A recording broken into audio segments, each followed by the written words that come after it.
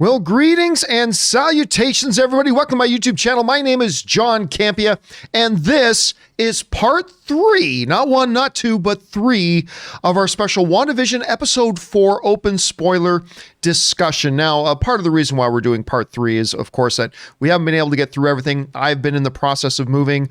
The day that we did part 1 was literally the day that we moved. And it's been a lot of unpacking and all that. So I'm trying to get the studio. You can see the studio's almost there. It's still going to take me a couple of weeks. It's still going to take me a couple of weeks to get to the studio, exactly to the place that I want it to be. But for now, you can see most of the clutter is gone. Things are starting to get put in their place. It's a lovely day. And listen, we have a whole bunch more of your comments, topics, theories, and questions that came in about WandaVision Episode 4. So let's not waste any time and let's get right to it, shall we? We're going to start things off here with Jasmine Jones, who writes, wasn't expecting Vision like that towards the end, seeing him dead. Again, I've expressed in the previous iterations, I don't shock. I can get surprised and all that kind of stuff in movies, but I very rarely, maybe 5 or 6 times in movies or shows, have I been actually shocked. When they turn to Vision, though, shock. Total, absolute shock on my part, Jasmine. All right, Daniel Davidson writes, love your show. Thank you so much, Daniel. Appreciate that. Your honesty and positivity is very refreshing. Thank you for being you. Well, thanks, man. I appreciate that. Do you think they will ever reveal Magneto as Wanda's father at any point? I don't think so, actually. Now, for those of you who don't know, in the comic books, Magneto is the parent, is the dad of both Wanda and Quicksilver.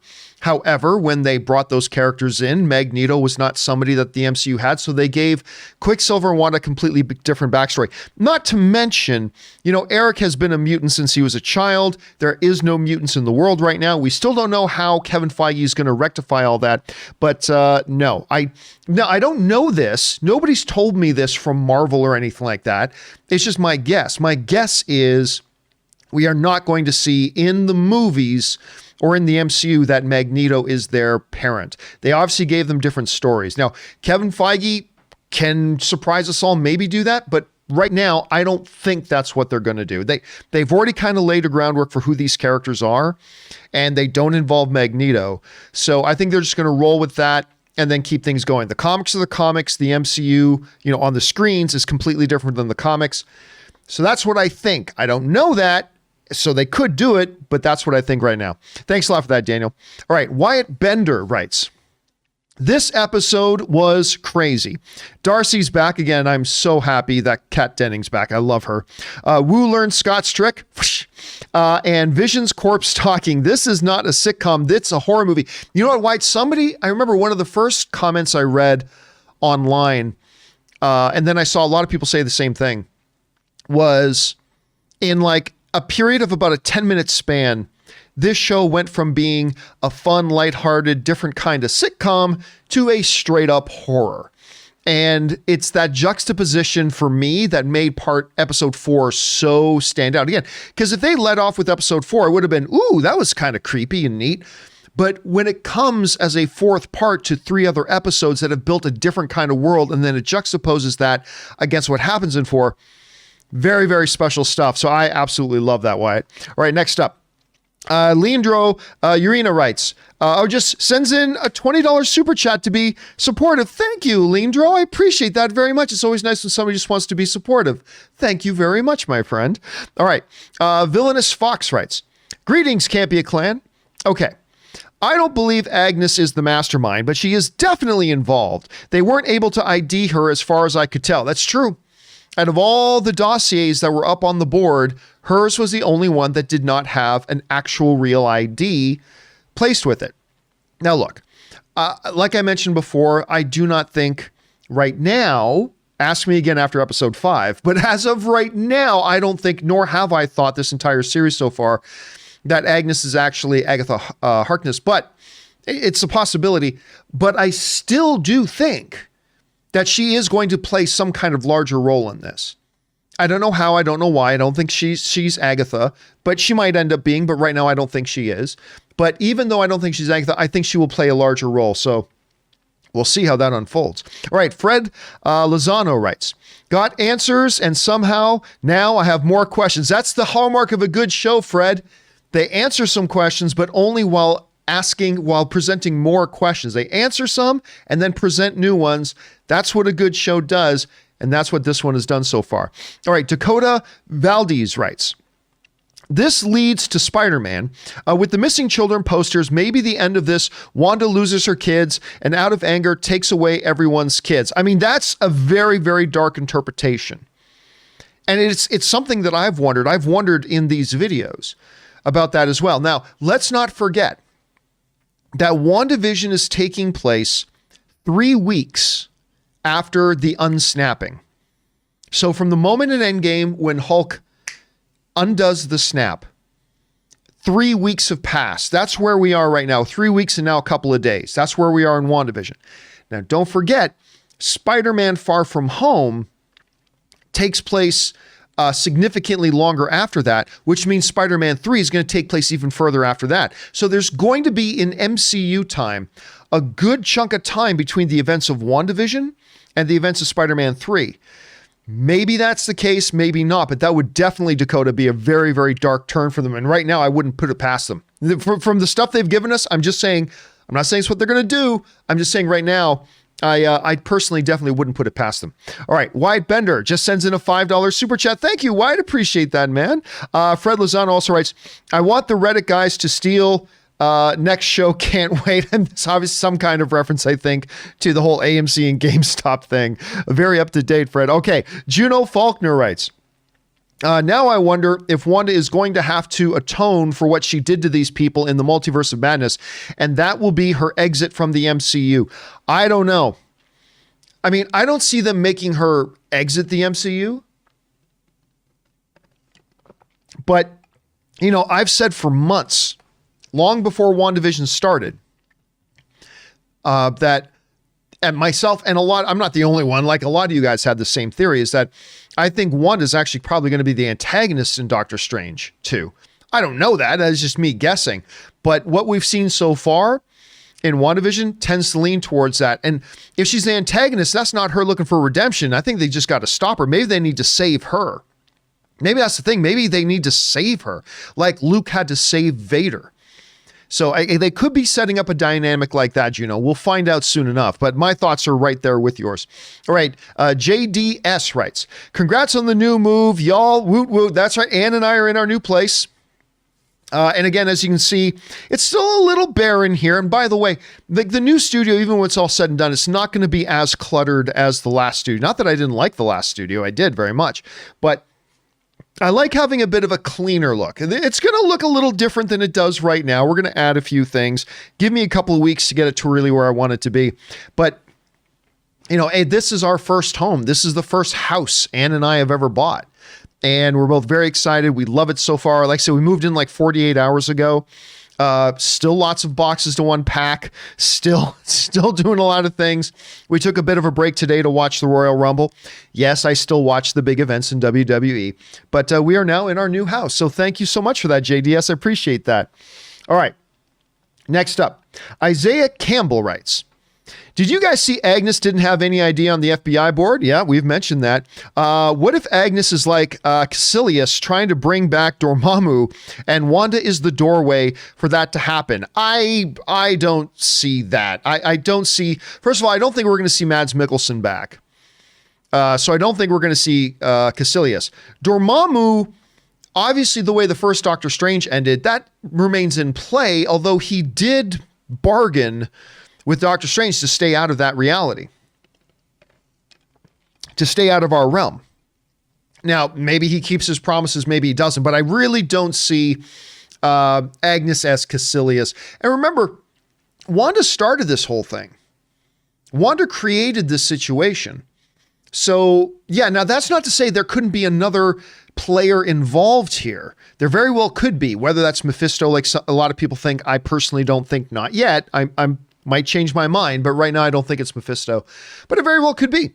But we'll see. But I don't think it's Caecilius, and I don't think it's Dormammu. I just don't see them going to that level at this point yet. But let's see let's see what we think after episode 5, Isaiah, because after episode 5, I could be singing a completely different tune. That's the great thing about these shows. All right, thanks for sending that in, Isaiah. All right, Aaron McDonough writes, I have a feeling none of this has a happy ending for Wanda.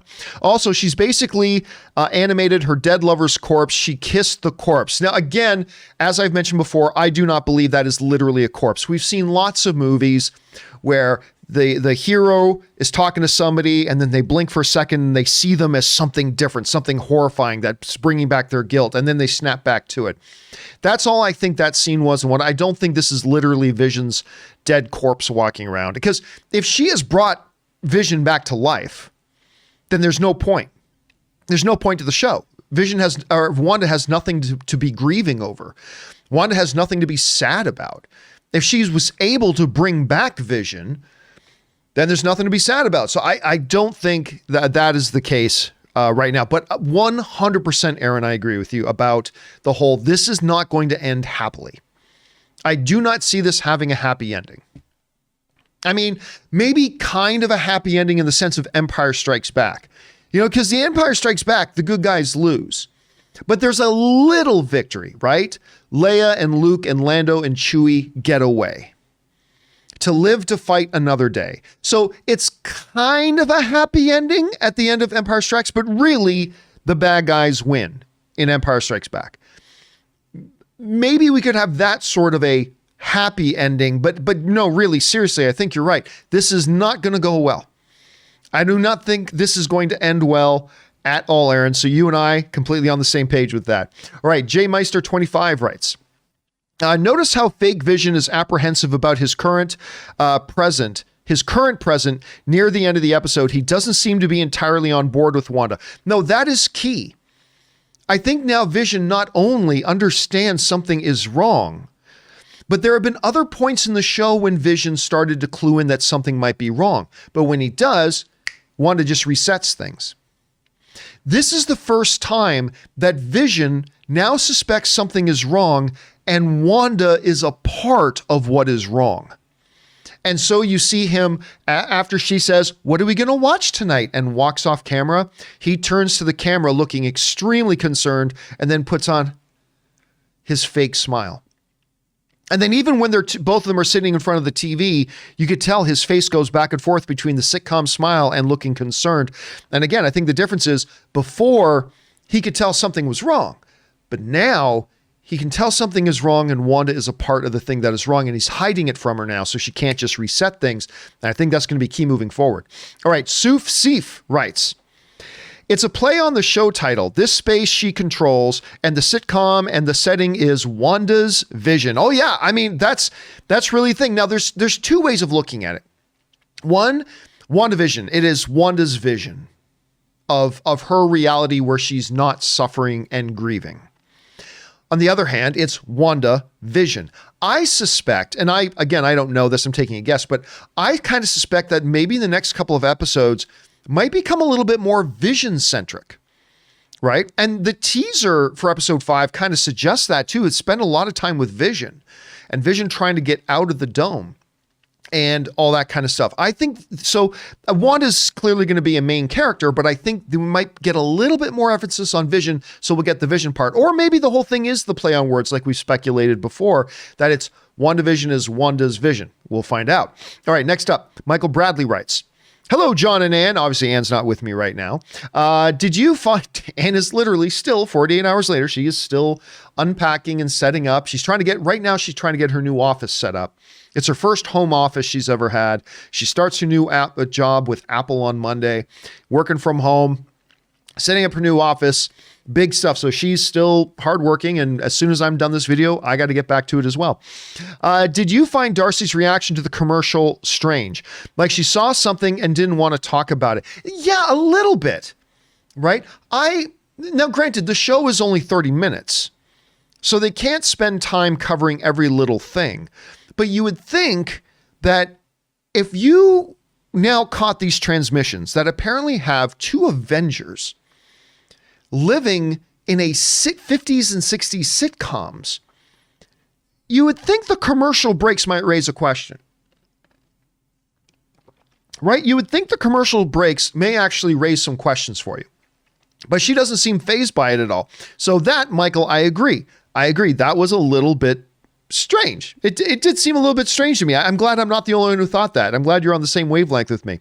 All right, King Roman writes, congrats on the new home. Thank you, King Roman. Don't forget to burn sage in all the corners and all the rooms to ward off the spirits. Yeah, you know what's weird?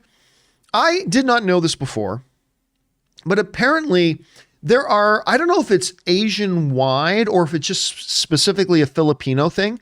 There are some Filipino superstitions about certain homes. Like I think a stairway cannot directly be facing your door. And like just little things like that, right? That I have never known before. And so I've been learning about these things as Ann and I began like a year and a half ago, our search for a home about certain things that were considered bad luck. And like bedroom doors can't be right across from or something like that. But nothing in there about sage to ward off evil spirits. Thankfully. All right, thanks for that, King Roman. Epic Dub Time 23 writes, the biggest question I have from now on, very important, will Darcy ever get her damn coffee? And hey, listen, I've been seeing all over, people want Darcy and Wu to have their own sitcom. Let me see if I can bring this up.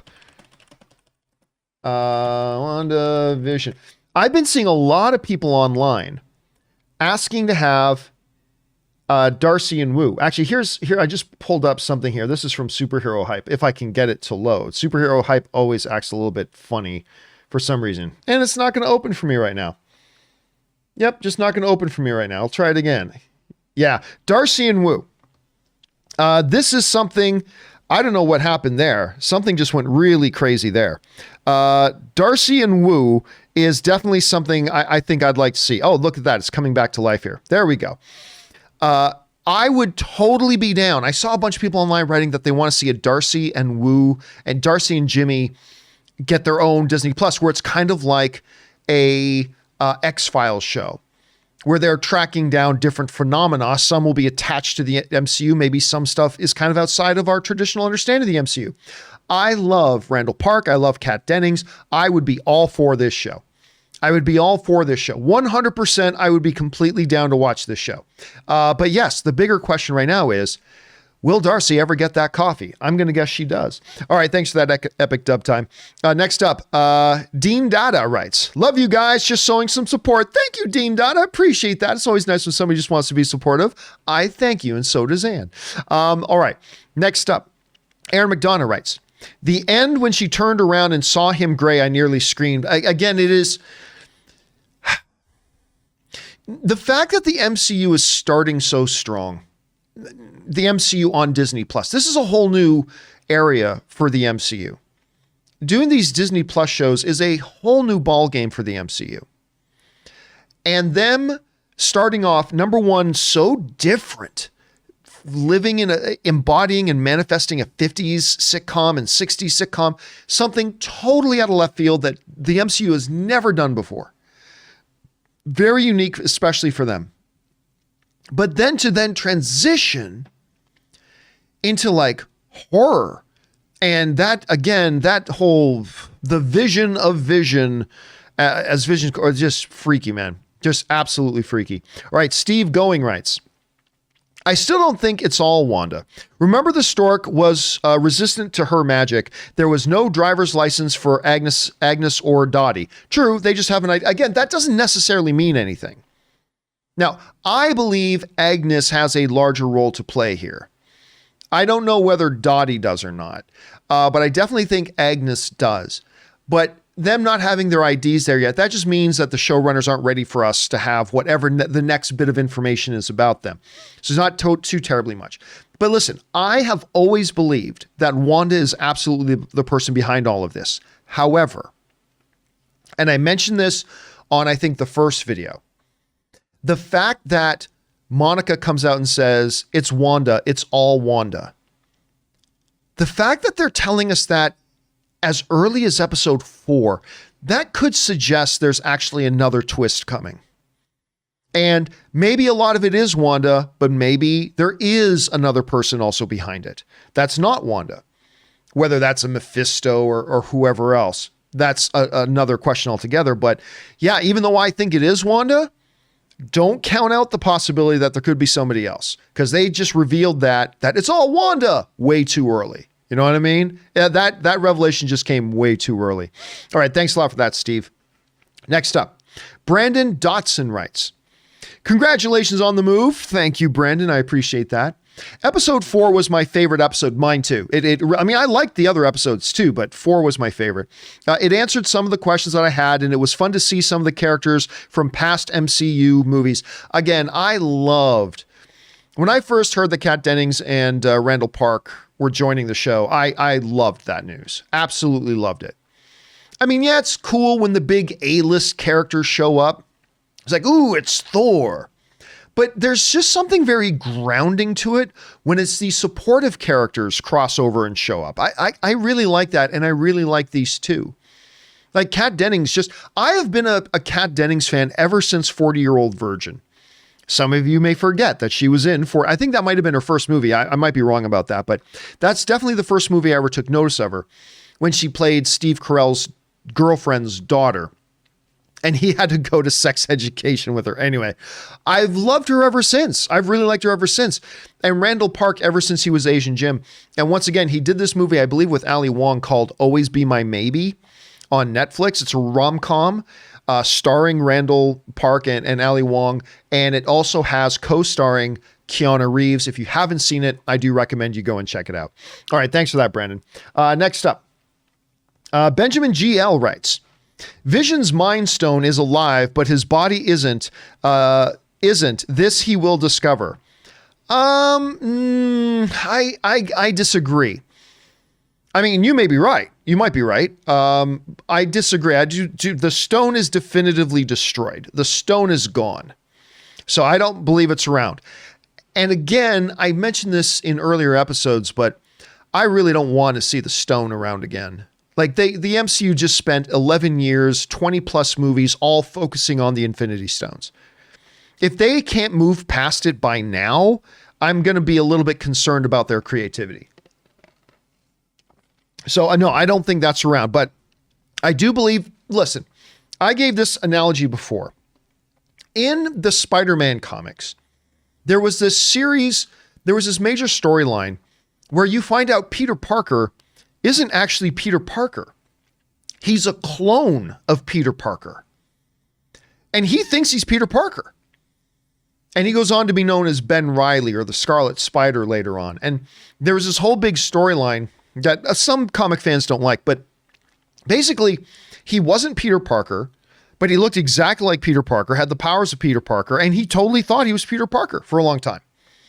And I can't remember for how long he had been living the life of Peter Parker. And then later came to understand and find out that he was not, in fact, Peter Parker. He was somebody else. And I think that's what's the scenario with Vision here. I think Vision is a manifestation of Wanda's power. And he thinks he's Vision, but he's going to start to find out that he's not. Now, I could be wrong about that. And ask me again after episode 5. I may have a totally different opinion. But that's kind of how I see it right now. All right, thanks for that, Benjamin. Aaron McDonough writes, did you see the next teaser? They paid homage to Modern Family. Absolutely loved it. That trailer was so damn good. It was. And again, somebody had asked after episode 1 and 2, do you think they'll get into the era where, shows like The Office, Parks and Rec, and Modern Family? And I said, well, yeah, because The Office, Parks and Rec, and Modern Family kind of are representative of the sitcoms of kind of these eras, right? The faux documentary sort of things. And those are 3 of the greatest sitcoms ever, particularly The Office and Parks and Rec. And I lost count of how many Emmys that Modern Family won. That thing was an excellently written show. So yeah, I was very happy to see that they're going to, do a spoof of that era of comedy. And yeah, it was a really good teaser overall. All right, next up. Cam K writes, how much free will does Vision have? That's a good question. He seems to be able to think for himself and keep secrets. Also, in the trailers was waking people with Mind Stone power. I don't know. I don't think it's very. First of all, from the previews, let's not jump to any conclusions about what he was using. We're only getting brief glimpses, so I wouldn't put anything definitive on that. But he seems to be a being of pretty much absolute free will, except for every time he starts to realize something's wrong in this world he's living in. Whenever he starts to realize he's Ben Reilly, Wanda can snap her fingers and reset him. So there's a limitation to his free will, obviously. But when he's not that and she's just letting him go, he seems to have all the free will, which is important because Wanda wants this Vision to think he's Vision. And if he's going to think he's Vision, he's got to have that kind of free will. So that's what I think right now, but they haven't given us a lot, Cam. They haven't given us a lot to really sink our teeth into any one particular theory on that. So let's give it a little time. Let's give another episode or two. But I got a feeling episode 5 is going to give us a lot of insight into the nature of this world, but particularly more insight into the nature of Vision and what this version of Vision is. I think we're going to get a lot more there, Cam. All right. Thanks a lot for that. Next up, Movie Idiot writes, when Monica goes through the wall, she is surrounded by Wanda's red magic glow on her back too. Wanda just removed her and purposely didn't kill her. I've heard a lot of people with that theory, of course, because we were talking about when she blows Monica Rambeau through the 3 walls, including like wood and brick and all that kind of stuff, that would kill her. So there are 3 dominant theories. Theory number 1, in sitcoms, when somebody goes through a wall, they don't actually get really hurt. So there's that. Theory number 2, Monica Rambeau already has her powers as she acquires in the comic books. I don't think that's the case. I think they're going to save that for Captain Marvel 2, but you never know. 3 is the one you just said, that Wanda purposely didn't kill her. Like she just was ejecting her out of the reality, but she didn't kill her, even though she probably could have if she wanted to. So I think option 1 about in the sitcom world, nobody actually dies from falling through a floor or falling into a hole or going through a wall. Or that theory that Wanda specifically kind of cocooned her, threw the stuff all the way out, and there she goes. So I think that you're probably right about that. All right, next up. Zam Master Artwork writes, is it possible that the hexagonal shape is meant to represent what is actually created by Wanda or under her control directly, since in the comics, at least her power is called hex magic? Yeah, I think that might be a little bit of a stretch, but not so much of a stretch that I would dismiss it. I mean, some people think it could be representative of something else. Like, for instance, somebody else pointed out to me that when you go into the Director of Swords office and you see all of his degrees mounted on the wall, they're actually in the shape of a hexagon. Now, that could mean nothing or it could mean everything. We don't know. But what the meaning of the hexagon is, because remember, even Jimmy wrote that on the whiteboard, right? That was even one of the questions that Jimmy himself raised up. So I do think we're going to understand the significance of this. Now, how significant or modestly significant the whole hexagon thing is going to be, don't know. I still don't think it's any kind of a reference to Wanda's hex magic. I don't think that's the case, but I don't know that. Maybe you might be on. Hey, listen, if they turns out it is Zam, I will remember that you said that. All right, next up. Jay Meister 25 writes, fake Vision story arc will be Act 2. Yeah, that's kind of what I think. I kind of think that we're now transitioning. We're going to become a little bit more Vision focused. So I agree with you on that. Our Mark Schaefer writes, 2020 and 2021 been crazy. John helping me stay sane. Thank you. Well, thank you, Mark, and thanks for being around and being a part of our community. 2020 and so far 2021 have been crazy and have kind of blown in many, many ways. But listen, thank you for helping me stay sane by allowing me to be a part of this community as well. So thanks so much for that, Mark. And here's to a better 2021 for all of us, my friend. All right, next up. We got Windwalker57 who writes, Wanda can change reality with a thought. Where have we heard this before? Monsters from the id. Monsters from the id. The only Monsters from the id I'm familiar with is like that documentary from like 8 to 10 years ago or something like that. I don't remember. I've missed the reference a little bit, Windwalker. Sorry about that. That one went over my head. I'm not afraid to admit that. All right. Schnip writes, Really try to get into it, but man, I think this show sucks. Subjectivity, I suppose. Happy others are enjoying it. And listen, man, there is nothing wrong with that. That's the thing. Whenever you put together a piece of art, it's going to work for some people, hopefully a lot of people, but it's not going to work for everybody because art hits us all in radically different ways, right? And that means, especially when you try something really different like what WandaVision's doing, it means it's definitely not going to be for everybody. And this isn't for everybody, and it's not for you, and you have nothing to apologize for, and it's totally to be expected. That's not for everyone. This one didn't work for you. No big deal. Maybe the next one will. Thanks for sharing your thoughts on that, Schnip. I appreciate it, man. All right, next up. Empire Fan 1980 writes, I wanted Darcy and Agent Wu solving crime show. Did I not just talk about that? There have been calls online again for specifically a X-Files kind of show with Darcy and Wu. Again, since I love Kat Dennings and I love Randall Park, sign me up for both of those things, Empire Fan. I will watch it with you. All right, next up.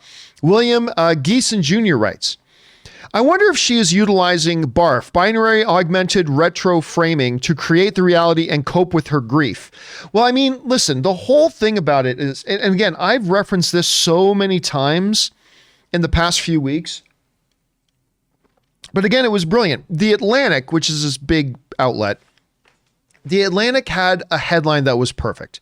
And I'm paraphrasing a little bit, but it basically went like this. The headline was, WandaVision is a tragedy, a tragic story of a woman desperately trying to deal with her grief. It's about a woman who's desperately trying. It's a tragic story of a woman desperately trying to deal with her grief. Just that statement alone helps you appreciate just how much depth there is to this show. And it's powerful and it's beautiful. And there's something like that, William, going on. I mean, that's what it is. Now, maybe there's somebody else behind it as well, but I think at its core, that's what this show's about. And I can't wait to see them give some more dimension to it, William. All right. Thanks for sharing that, man. Run Amok Design writes, besides Vision, the closest one to Wanda is Clint, Hawkeye. He's like her big brother. Thoughts on a Renner appearance? Well, I'm not convinced that we see Hawkeye, but I said this on the last episode. I believe there's a better chance that we see Hawkeye pop up than we do, say, Doctor Strange. Like, Hawkeye makes sense. He was there when it comes to the story of Wanda in the MCU. Hawkeye was there from the beginning. He's the one who brought her in. He's the one who went to save her from Avengers headquarters in Civil War.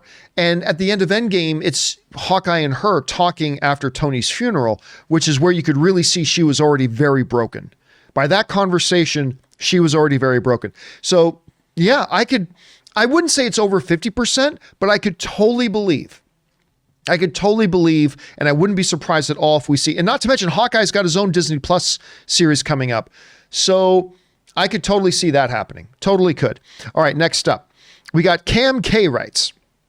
So, relatives outside the bubble and cops have their minds affected, but Monica remains knowledgeable that it's all Wanda. Why would whatever is at play allow that? Good question. Don't know. Because first of all, you still have the bigger question.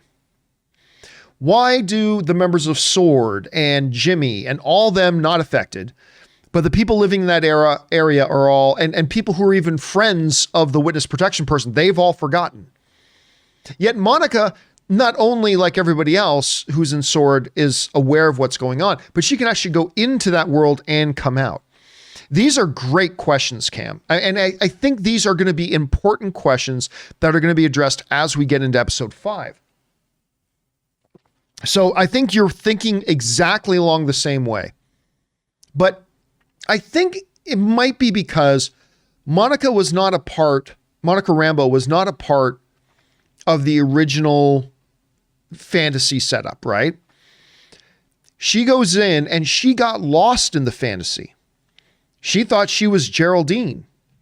And that's why when she started talking about Ultron, you could tell she was just like some people saying Monica Rambeau is the worst undercover agent ever, like mentioning Ultron. But I don't think she was just mentioning it out of nowhere. I think she was herself remembering, like when Wanda brought up her brother, Pietro, that kind of triggered something from us. Like, wait a minute. He was murdered by Ultron. What? Like, it was just coming back to her. And I think it's maybe because she wasn't part of the original fantasy. I don't know that, but it's something we have to keep our eyes on, Cam. Thanks for sharing your thought, man. All right, next up. Mario Gonzalez writes, one of two. Okay. If Vision is a corpse, I don't think he is, how is he able to question the reality he's in? I would have imagined he would be more of a yes, my dear kind of guy by now. Is there a 2 of 2 for Mario? There it is, 2 of 2, way up there. Also, how did you take the smile at the end of that Vision gives Wanda? Was it him being under her spell again, or more of this B word is crazy? No, listen, like what I said before, Mario, is that I think in the other times he started to understand that something was wrong with this world. He never thought something was wrong with Wanda. He said, hey, honey, something's wrong here. And then she would snap him back a bit to reset things. This is the first time that he's suspecting that there is something wrong, but Wanda is part of what is wrong. So he doesn't share that with her. He's now suspicious of her. That smile was him now trying to blend in for her. Like he knows something's up. Vision now knows something's up, but unlike the other times where he reveals his suspicions to her, now he's not revealing his suspicions to her. He is keeping it from her. And now that's going to begin this process that he's going to start putting the pieces of the puzzle together. And I'm excited to see it. All right. Thanks for that, Mario. All right. J Meister 25 writes, what did it cost? Everything. You took everything from me. The parallel between Thanos and Wanda through the Infinity Stone is indeed chilling. I don't know if they count that. One was about sacrifice. You know, the whole thing about what did it cost? That was about sacrifice. Not that there was anything noble about what Thanos did, but it required for Thanos to do what he needed to do was about sacrifice. What did it cost you? Everything. I gave up everything. I voluntarily gave up everything to do what I feel needed to be done. It cost me everything. Wanda's predicament is different. Everything, it was all taken from her. Right? So there's no real parallel there because Wanda is, I mean, you don't like to use the word victim, but she's a victim of this. These were things she did not ask for. Like her and Vision are just minding their own business, having a little getaway. She's having her, robot sex and everything's happy for Wanda. And then this situation was thrust upon her and all of a sudden, the being she loves is murdered twice, once by her. She never asked for any of this. And it kind of adds to the tragedy of it all, J Meister. All right, next up. Jesse S. Camilla writes, hey, John, what if Doctor Strange comes in and stops her reality with magic? Could help set her up with motive to be the antagonist in Doctor Strange 2? Well, I don't think we need, listen, if she is going crazy, if she has lost it, if she is broken as we suspect she is, she doesn't need motivation to be the antagonist for Doctor Strange 2, right? She's becoming a problem. And I think by the end of this season, by the end of season 1 of WandaVision, I think she's going to become an even bigger problem. And her being a bigger problem is going to cause other problems. And I think that's what's going to bring Doctor Strange in. Listen, Doctor Strange showing up is definitely within the realm of possibility. I'm not saying it can't. I'm simply saying right now, I don't believe he will in this one. I could see Wong showing up, but I don't see Doctor Strange showing up. And again, it's not like we need some other thing of motivation. Because here's the thing, if Doctor Strange shows up and foils her plan, and now she's out to get Doctor Strange, well, now that's kind of a weak story. Now she's just a bad guy out for revenge, instead of a deeply broken person that has to be stopped. You know what I mean? And so but again, Kevin Feige could find a way to make it interesting. But for now, I still don't think Doctor Strange is showing up. All right, Donovan Lefertz writes, I know I'm minority, but I was kind of disappointed. I like the slow burn, but this felt like dumping gasoline on the fire. It was still enjoyable, but didn't have the same appeal to me. Hey, listen, you know, it's all going to hit all of us differently. All I can tell you is my point of view on it and my personal experience. And your experience will be different than mine. But my experience was this. Was that those first 3 episodes, which were delightful and entertaining and different and unique and original in and of themselves, they set up something that inevitably had to strike us quickly. It had to hit us hard and hit us fast to have the impact the showrunners wanted us as the audience to feel. You see what I'm saying here? And so for me, it was a brilliant combination of it was literally like a fighter putting together a combination. It's like jab, jab, jab with episode 1, 2, and 3. The sitcom, the delightfulness. Hey, something's wrong here. Jab, jab, jab. And then out of nowhere, now that we're looking for the jab, you know, and we're raising our left shoulder up, that then exposes us to the right that comes in. You know, jabbing with the left, now comes the right, and it just totally catches us off guard, and it strikes us in its, you know, diametric disposition difference from what we've had in the first 3, and I thought it worked great. But that was my experience with this piece of art. Yours was a little bit different, and I could see why. I could see why you would feel that way. Again, thankfully for me, I super loved it. But you didn't, and that's okay, man. And I'm glad that you're expressing that point of view. Thanks a lot for that, Donovan. Appreciate that, man. The fan community is about taking in all the different points of view on that, and I'm glad you shared that, Donovan. All right, next up, we've got Donovan also writes, I didn't need so much explanation. Felt to me like being graded halfway through taking a test, but this is low. That's okay. Sorry for a 2-parter. No problem about that. I mean, and again, I disagree. Remember, different stories tell them different ways, but a lot of stories, a lot of movies and TV shows, and this one too, we are observing the story, right? We as audience members are observing the story, and we are discovering it as these characters are discovering it. And I personally thought it was the way it was laid out and the order in which it laid out made it very impactful and very effective. But it's never going to work for everybody at the same time. And it didn't work for you in that way. And that's totally cool. And hey, listen, man, I appreciate, because you know what? It's good that we have it doesn't matter how good something is. It's not going to work for everybody. Like Blade Runner. Everybody knows that's one of the best all-time classic sci-fi films, but I don't like it. It doesn't work for me. Just being honest. And I think if you're going to have really good discussions about it, you need to have the other point of view thrown in there. And I'm glad that you went out of your way, Donovan, to let us know that. And I appreciate that very much, man. Thanks for that. All right. And here's hoping that it gets better for you. I hope you enjoy it more moving on. And if you don't, maybe the next one will work for you. All right. Next up, Dennis Williams, super chats in $20. Thank you, Dennis, for supporting the channel on that level. Really appreciate that, man. Dennis writes, remember in Spider-Man Far From Home, Peter asks Fury to call Doctor Strange for help, and Fury responds he's occupied. That's about 2 months after everything came back, right about this time. Could he be occupied with Wanda? I don't think so, because the timing's off. Remember, the whole thing, everything that's happening in WandaVision is happening 3 weeks. Remember? This is 3 weeks after the snap. And besides, everybody was occupied. Where's Captain Marvel? Off-world.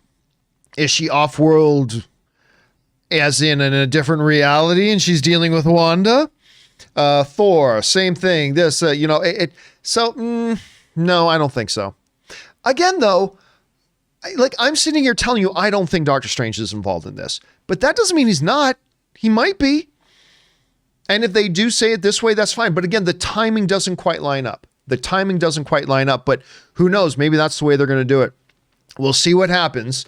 You know what? I think things are going to get a lot clearer in episode 5. I think we're going to get a much better picture, because by the end of episode 5, we will be past the halfway point, right? Halfway through episode 5, we'll be at the halfway point of the series. By the end of episode 5, we'll now officially be into the second half, because there's 9 episodes. And I think episode 5, we're going to get a lot better picture about what we're dealing with here.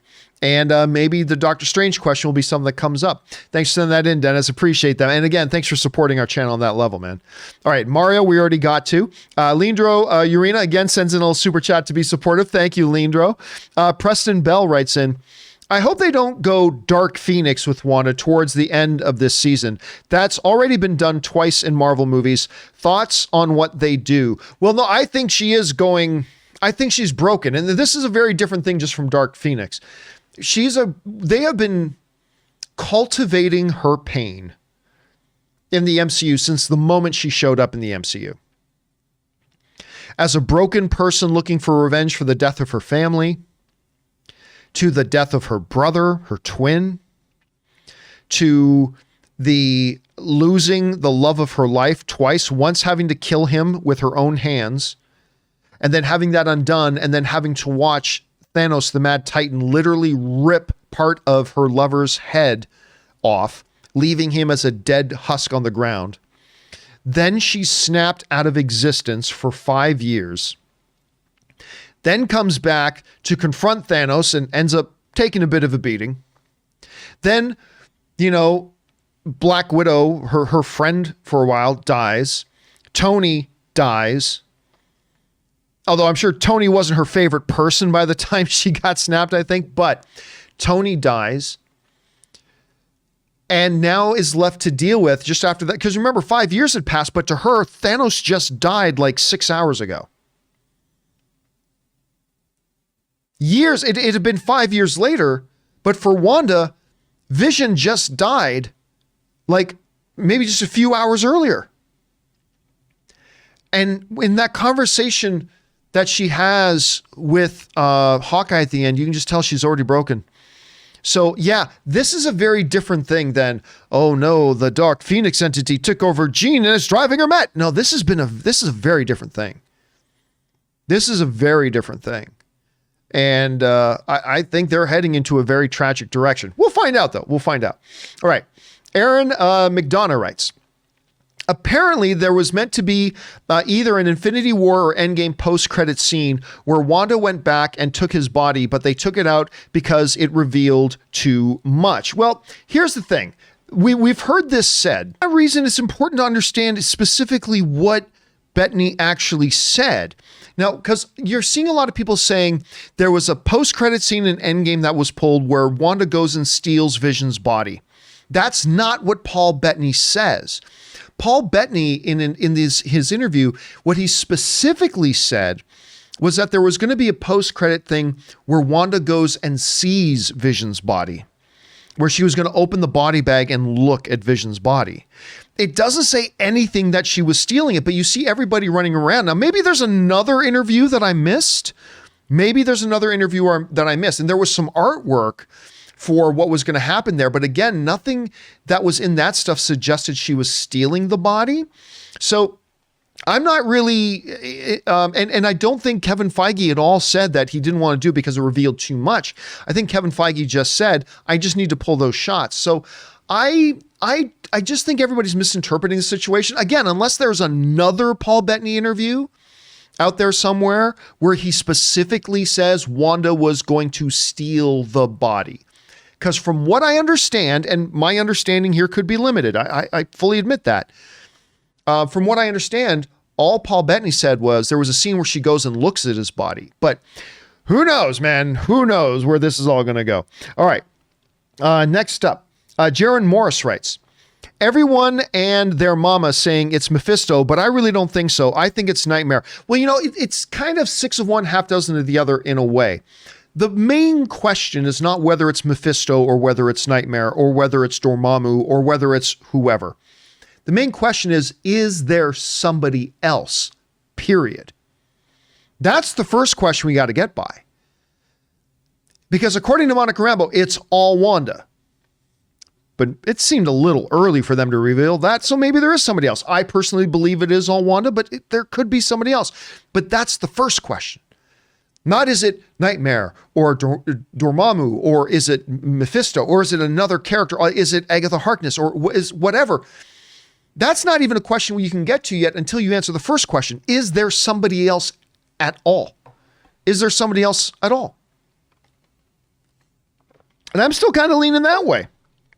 I still kind of believe there's really not anybody else. I really think this is about Wanda. And, we've even seen the one kind of thing where Monica's saying, listen, Wanda's the problem. There's nothing we can do about it. If there's going to be a solution, Wanda also has to be the solution. So I still kind of think they're sticking on that way, but it could be somebody else. And if it is, well, then I think your number one possibility might be a very different version of Mephisto than what we get in the comics. If it is Mephisto, it'll be a very different incarnation of Mephisto than what we get in the comics. But that's still a lead thing. But Nightmare is also another one. Because there was also some talk about Nightmare and Doctor Strange too. And so that could be your tie. Again, I think these are unlikely, but those are the possibilities that's on the table. All right. Kendall Morgan writes, Monica's badge warped into the necklace. Yeah, somebody else brought that up the other day, and I'd never even thought about that. But yeah, I think as she went in that badge turned into the sword necklace, which I thought was kind of interesting. I hadn't noticed that before somebody brought it up on the last video. Thanks for mentioning that, Kendall. Michael Preston writes, I don't believe they mentioned Emma Caulfield's character. What are the chances she's Emma Frost sent by Magneto to help or control his daughter? Oh, 0. Now watch, that's exactly what it is. I think 0 because I don't even think Magneto is here. We're not going to get Magneto introduced in WandaVision. Kevin Feige already said it's going to be a good 5 years before we get these things. We already know that Wanda's parents are dead. It's not Magneto.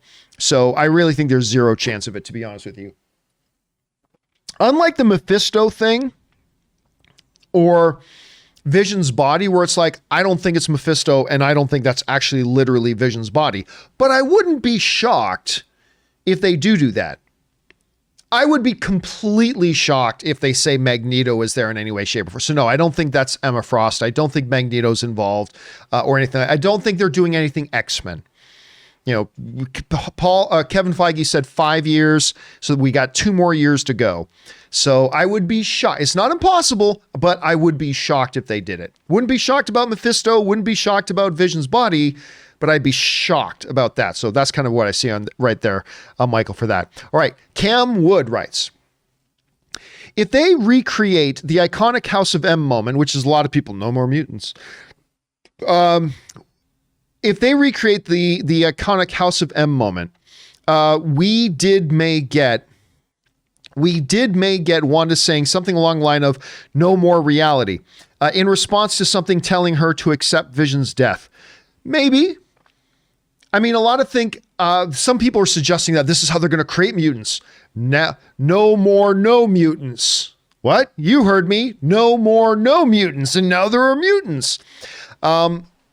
Maybe, or no more children.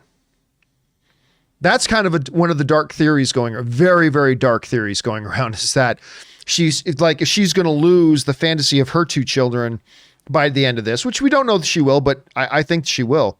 She's going to lose her 2 children by the end of this, whether they're fantasy or not is irrelevant. And maybe she's this line, no more children. And hence we get Spider-Man 3 with all the missing children billboards. Again, I don't know that they're doing that. I'm not even thinking it's likely they do that, but damn, Cam, woo, that would be dark. That would be all right. Listen, if you understand House of M, listen, here's the thing. Yes, we all recognize some thematic similarities between House of M and what's going on in WandaVision. However, there are also a lot of thematic similarities with other storylines too. Just because they borrow little bits of various comic stories doesn't mean they're going to follow through on those particular comic stories, because we've seen the similar thematic things from multiple comic stories in here, right? But I mean, yeah, oh my God, can you imagine it though? If this thing ends with Wanda saying no more children and it's like a second snapping. Again, I'm not saying that's going to happen. I don't even believe it really, but oh my God, if they do, how dark is that? Then that really becomes an issue that Doctor Strange has to step in and start to take control of. We'll find out. All right.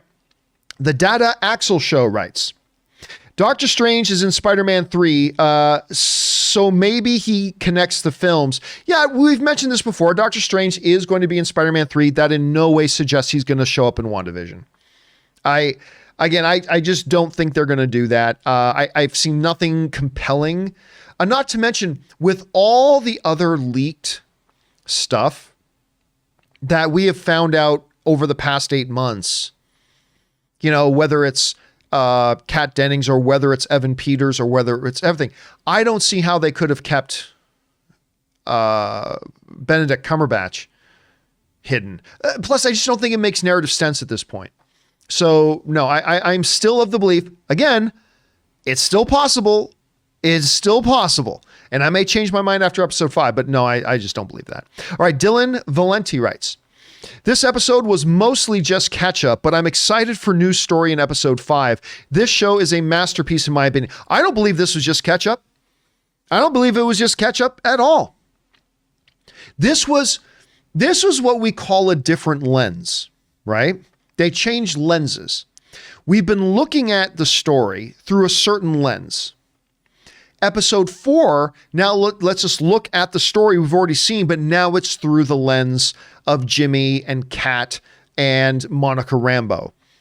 And it's given a different perspective on the things that was happening. So I don't think it was just catch up. I think it was a totally different, altering perspective on what it was we were watching in there. And I think it was pretty cool. Now, I'm not ready to call WandaVision, me personally, I'm not ready to call this show a masterpiece yet. I am very much enjoying it.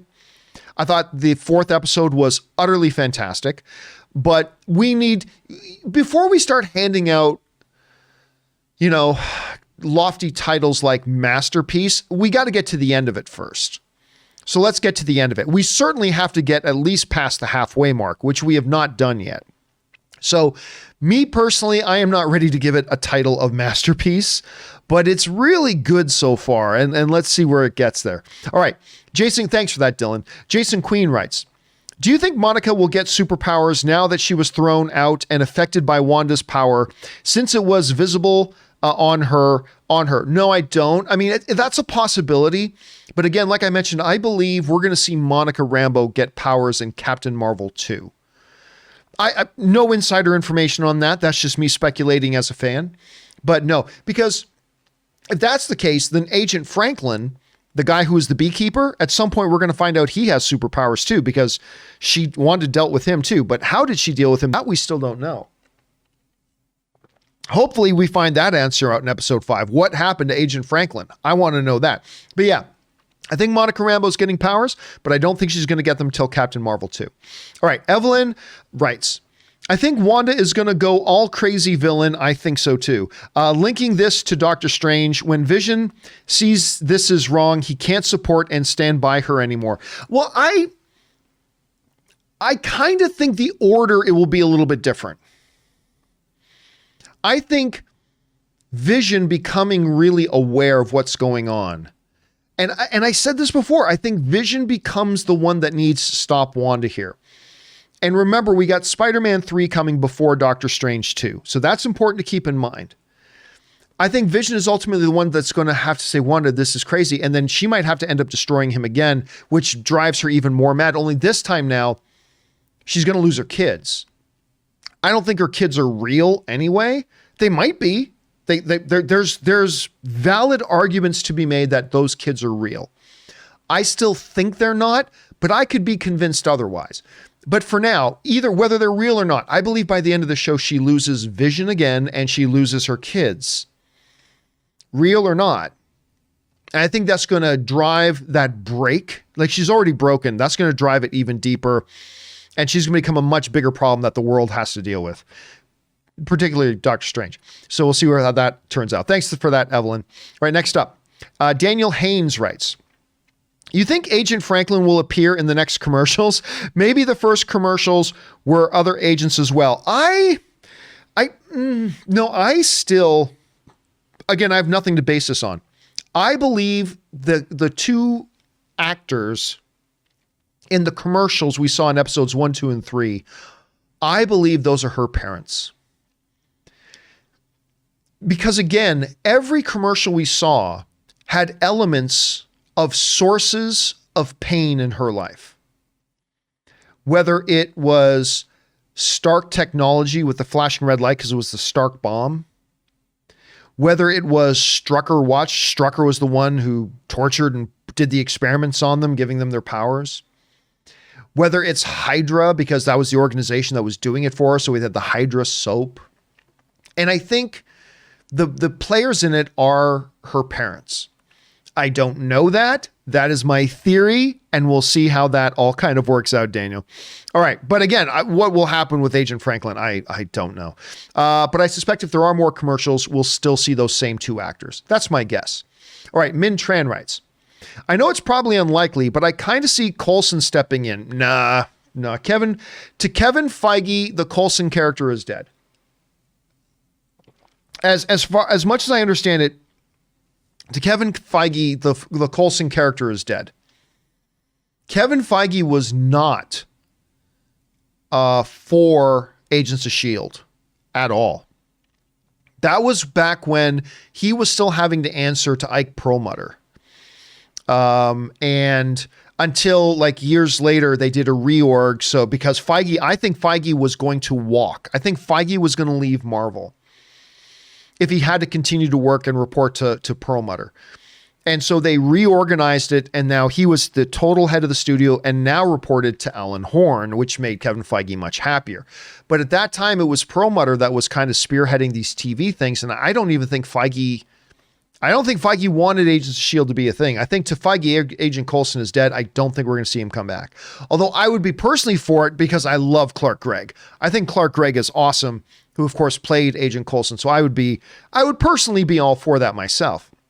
All right, next up, J.S. Krabick writes, gotta be honest, I found this portrayal of the blip just a little unsettling as the snap, something quite visceral about it. Oh, I agree.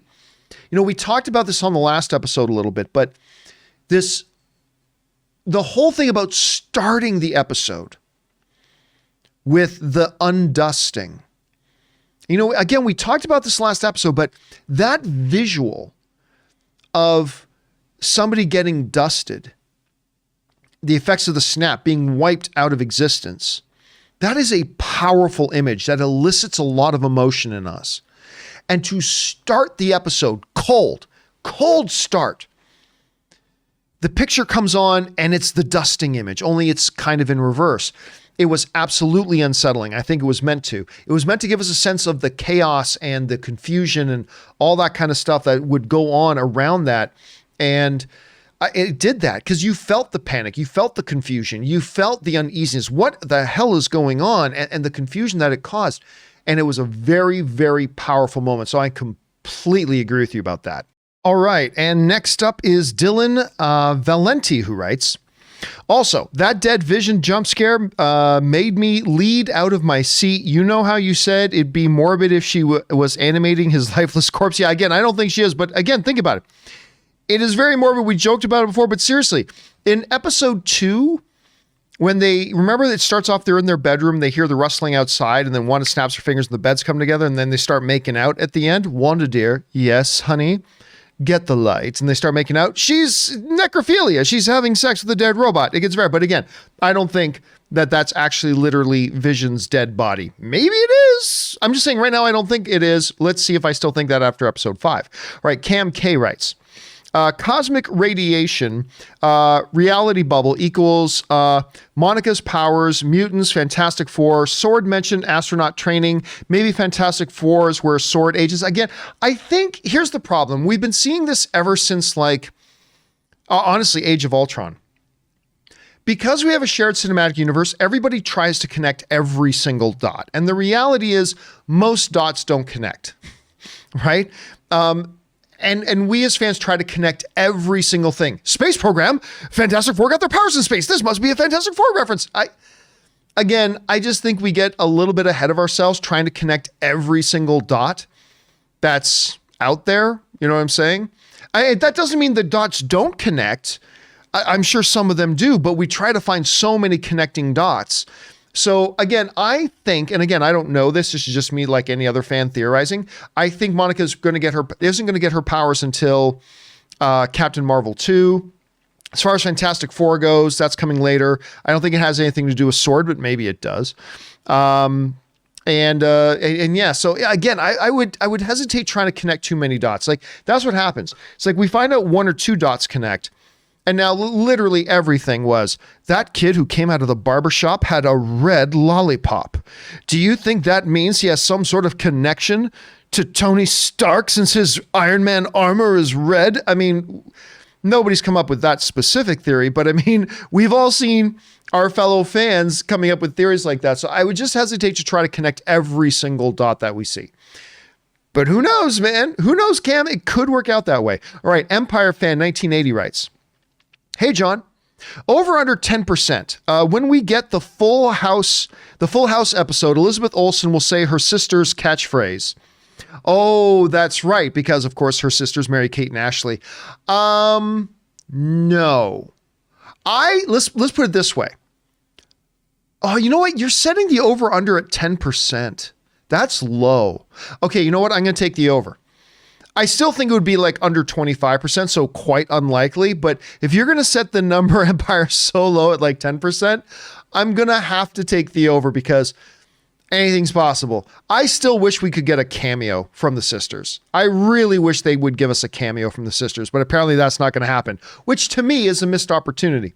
Anyway, thanks for that, Empire Fan. All right, Evelyn Yoquera Quiroz writes, I do wonder if Marvel is ready to make Wanda the real villain and not say she is manipulated because she kidnapped a whole town. There is no going back. Well, listen, there are a lot worse things.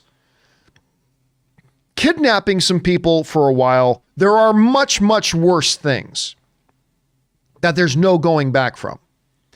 Thanos wiping out half of life in the universe. No coming back from that. Murdering somebody's mother. Okay, no coming back from that.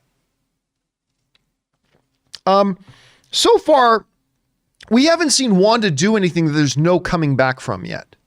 Depending on what she did to Agent Franklin, which we have no reason to believe she killed him, but right now we don't know what she did to Agent Franklin, the guy who crawled under the town and became the beekeeper.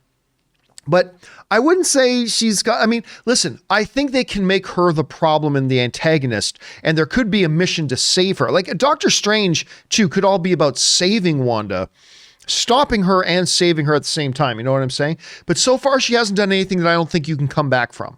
As far as we know, she hasn't killed anybody. So there's that. All right.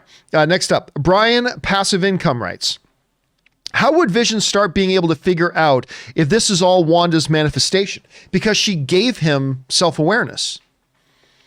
It's much like that one movie where the guy created the android of his own wife, or Ben Reilly. She created this incarnation of thing, but the only way she could feel his love or anything like that is if he's choosing to do it.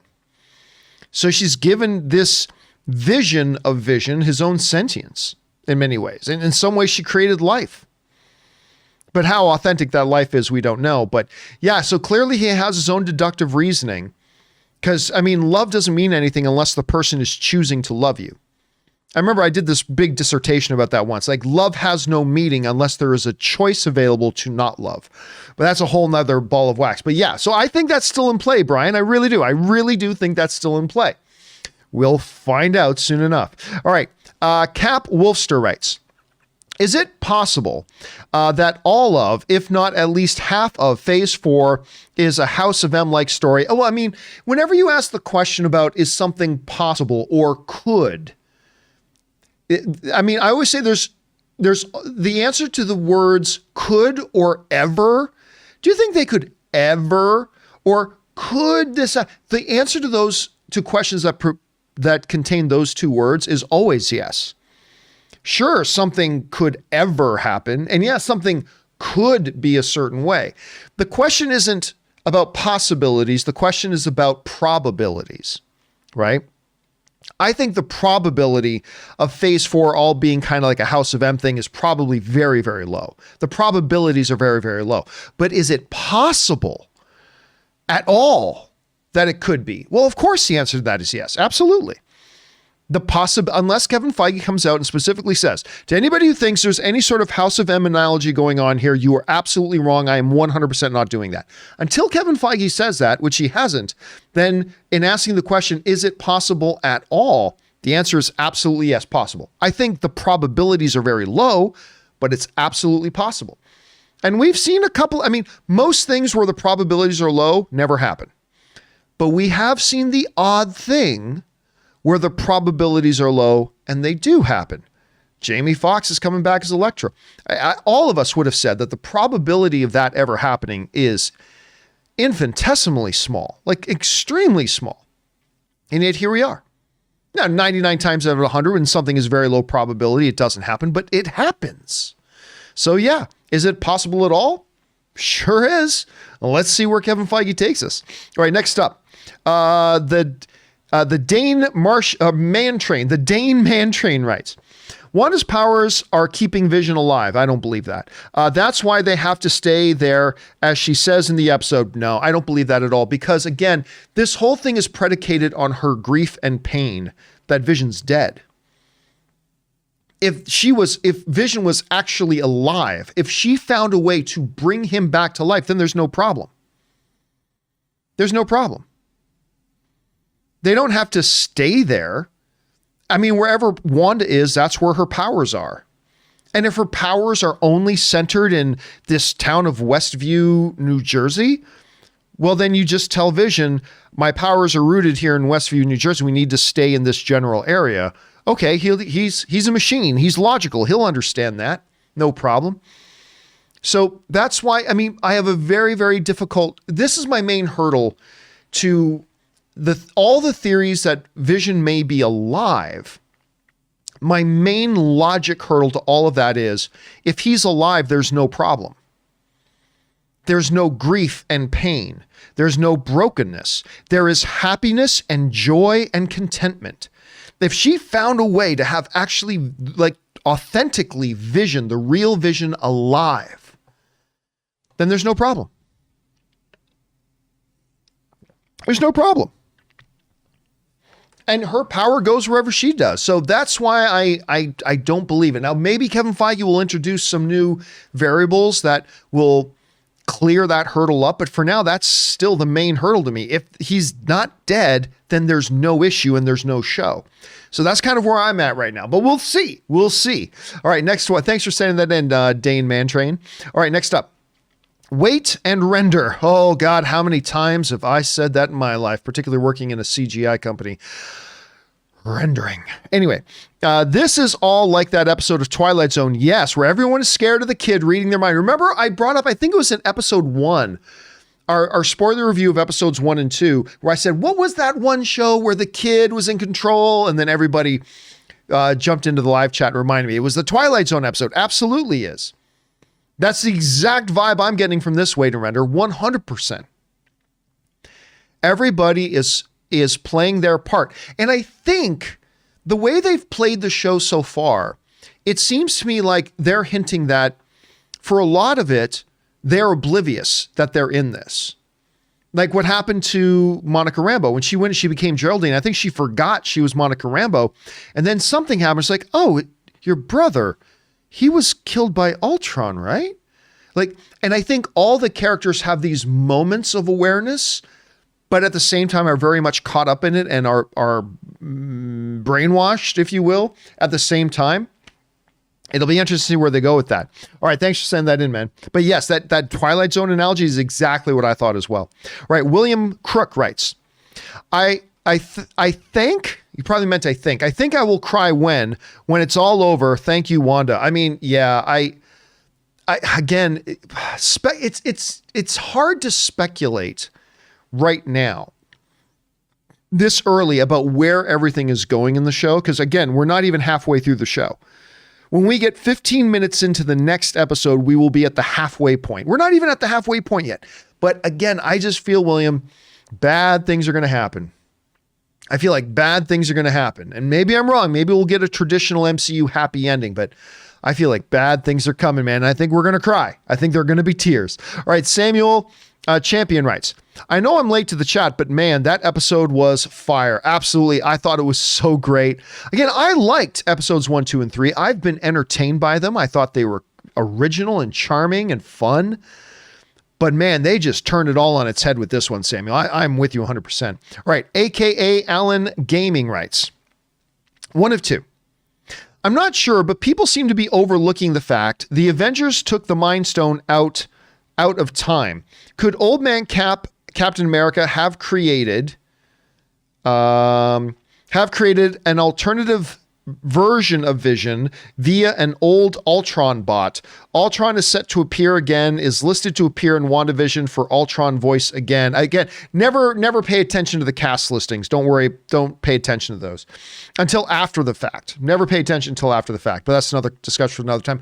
I don't think so, because listen, the way they described it in Endgame, Cap doing something to create an alternate reality of something else wouldn't affect this reality, right?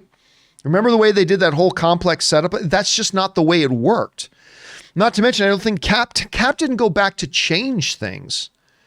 But in another reality, he could have his own thing. He could, get that dance with Peggy and all that kind of stuff. But doing something there wouldn't necessarily alter what happened here. It's weird. But then again, well, wait a second, he had his thing with Peggy and he was still in this reality. Wouldn't that have thrown the whole timeline off? I mean, butterfly effect and all that. Hey, listen, there's a lot about Endgame that they didn't think. I remember watching or reading an interview with the screenwriters of Endgame and them even basically admitting afterwards, yeah, there's a lot of logic problems that we just couldn't work out. Now, we as fans just have to accept and understand, but I don't think that's the case here, aka Alan Gaming. I don't think that's what they're doing here, but one never knows. But I honestly don't think that's the plan. All right, Tim Duplisa writes, "Hey, John, I think that the beekeeper had his memory wiped clean and was recast as the Ice Cream Man. I've heard other people say that as the Ice Cream Man we saw at the beginning of episode 3. Thoughts? You're not the first person I've heard suggest that. Possible. I don't recall us getting a good look at Agent Franklin. To be honest with you, I don't recall getting a good look at his face. Maybe we did in episode 4 and I'm just not remembering it, but I don't ever recall getting a really good, clear look of Agent Franklin's face.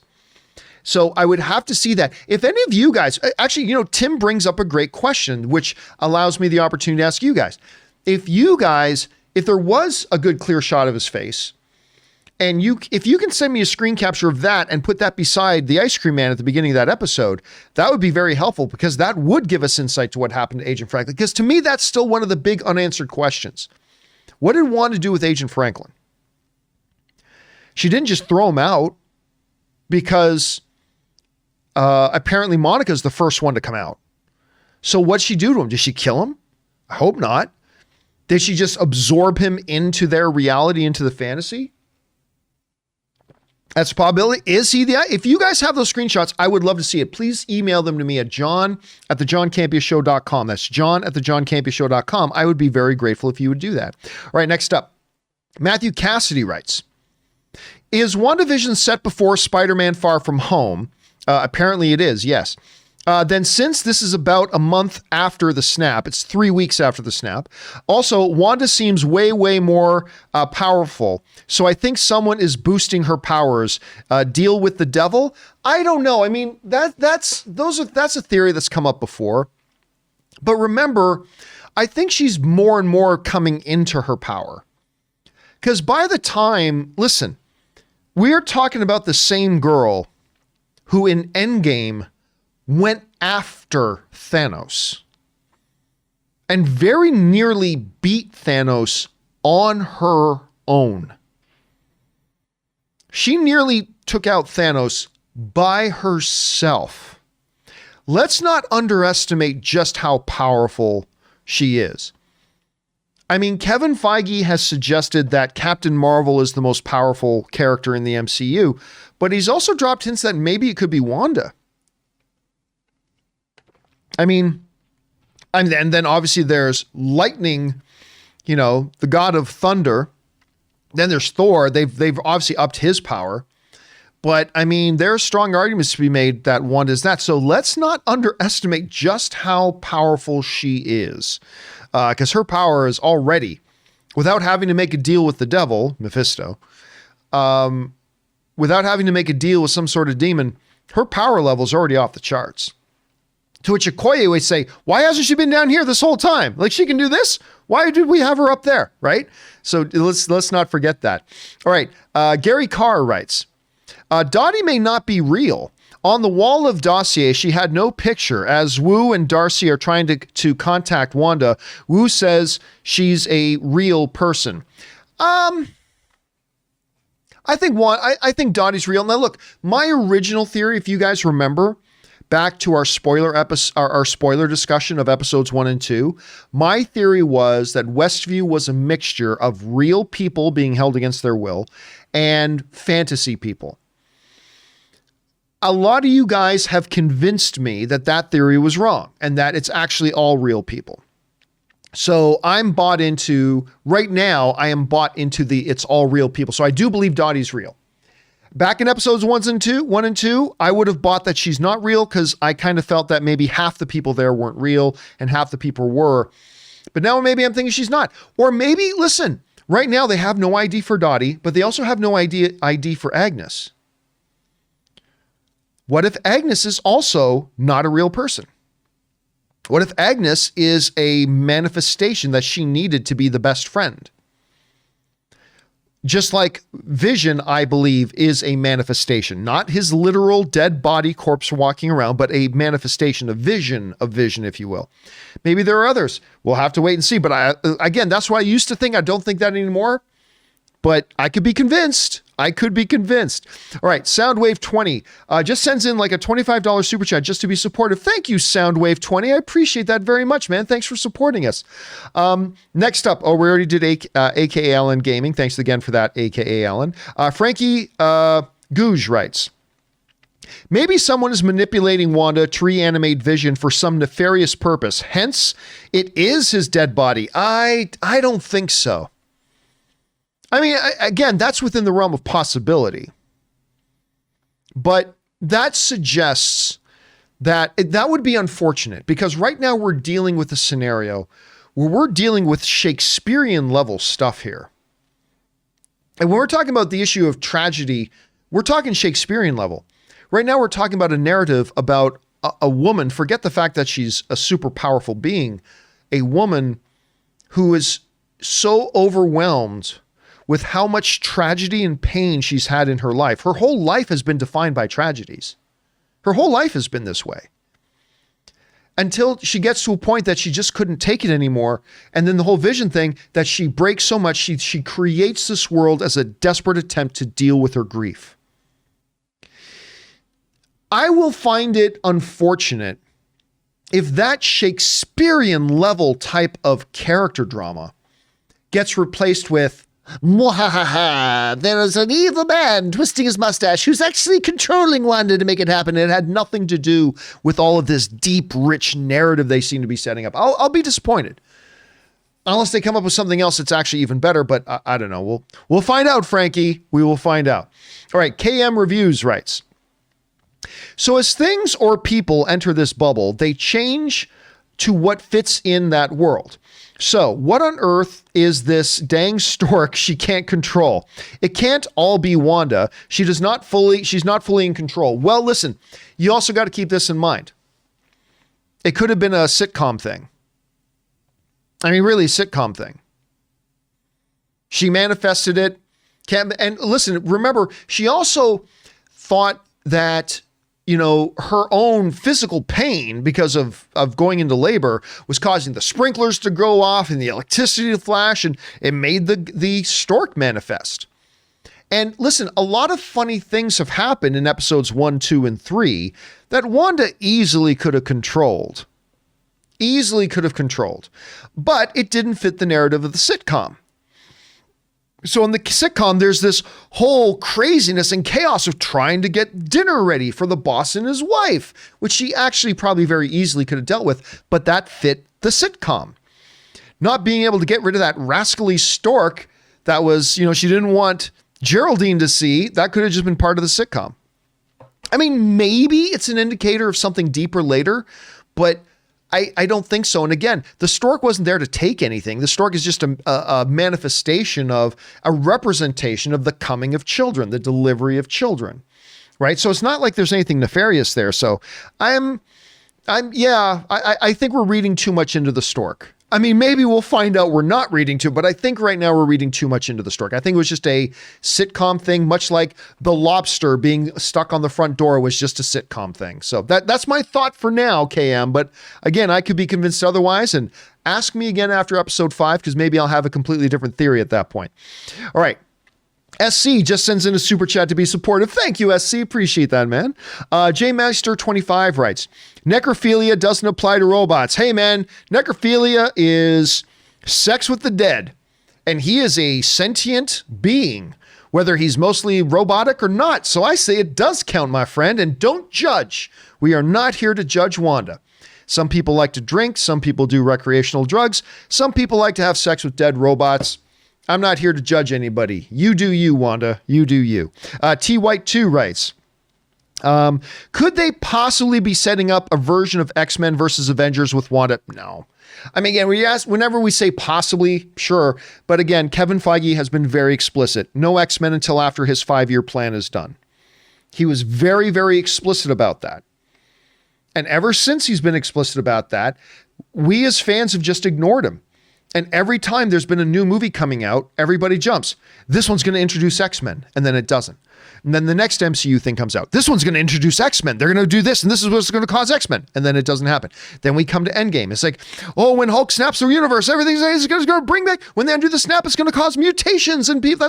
And then they didn't. Kevin Feige said, when it got announced that Disney was going to acquire Fox, and he found out about it, he said this, when asked directly, are you going to rush in X-Men and Fantastic Four? He said, I've already got the next 5 years planned out. And we've got a lot on our plate for the next 5 years. Once that's done, then we'll start to incorporate this other stuff. He was very clear about that. And that was 3 years ago. And it's not, a coincidence that just a couple of weeks ago when Disney Plus did its shareholder call, he announced Fantastic Four is now in motion. But guess how long it's going to be till that actually comes out? It's going to be at least 2 years. And that'll be what? That'll be 5 years since Kevin Feige said, I've got a 5-year plan already. We're going to get through my plan first, and then we'll deal with this stuff. So no, I think WandaVision was already a part of his plan. WandaVision was already fully planned out before he had any idea that Disney was going to take over Fox. And unlike other studios, Kevin Feige can change his mind, but he doesn't alter course. You know what I mean? He doesn't alter course. He may swap out a character here and there, but he's going to do everything methodically, well thought out, well planned out. He's not going to go, hey, let's throw in a guy and say his name's Eric and everybody will be able to figure out he's Magneto. Well, what's the overall plan for that? Oh, whatever. Just put in Magneto. The kiddies will love it, right? Other studios may do that. Kevin Feige doesn't do that. So no, I do not believe this is setting up X-Men versus Avengers. Again, use the word possibly. Well, it's in the realm of possibility. Yes, I just believe the probabilities are very low right now. But guess what? Those 5 years are almost up. We're more than halfway through that stint. So let's see where things go from there. All right. Lee Crow writes, sorry, maybe I misunderstand. The snap is still the name for everybody dying, but the blip refers to everyone returning.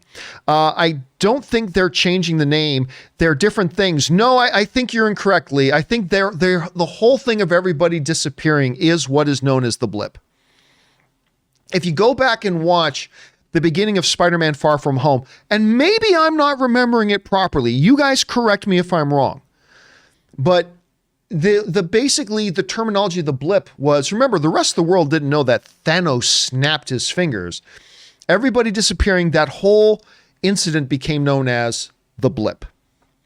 And so, yeah, that's the whole thing. To the best of my understanding. But again, if you guys go back and watch the beginning of Spider-Man Far From Home and it's different than that, you let me know. But as the best that I remember it is the whole phenomenon was known as the blip overall. That's my take on it anyway, at least. So you may be right. You might be right. I think you're incorrect here, but you might not be.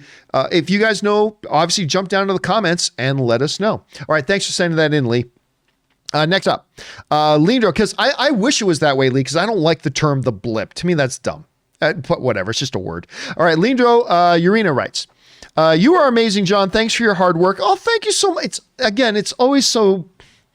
It's really nice when somebody just wants to write in just to say something complimentary and nice. Thank you so much for that, Lindro. I really appreciate that. And thank you for being a part of our community, man. Seriously, that is really, really nice. Thank you, man. All right, next up. High Flavored and Favored. I like that name, right? Anyone else get Arrival vibes from when the major mind showed up with Cat D? Oh, you know what? Yeah. I hadn't thought about that, but now that you mention it, so obviously the Arrival's like, okay, so this thing of Gather the Minds, and you got that going on. Again, I love that. That scene is so great, especially that moment. I laughed out loud, Highly Flavored, when you get to the end of it after everybody's introducing themselves, and the first guy who refused to answer says, well, I think he was a microbiologist. I'm a microbiologist. Cat's just like, nobody cares. And just moves on. I'm like, that is so... well, what's the character's name again? I just froze on the character. Anyway, Kat Denning's character. That is so her. That is such a her thing to say. So I think that's a great observation, Highly Flavored. That is very much a rival kind of vibe. All right. Ali Hussein writes, there is theory going, maybe Dormammu is behind all this. Yeah, I don't think it is. Correct me if I'm wrong. Kevin Feige told us this show is connected to Doctor Strange 2. Yes, it's connected to Spider-Man 3 and Doctor Strange 2. There is a general story arc going on that is going to involve WandaVision, Spider-Man 3, and Doctor Strange 2. I still don't believe that it means Dormammu is involved. And right now, Dormammu isn't even in our world at this point. So I see nothing. Let's put it this way.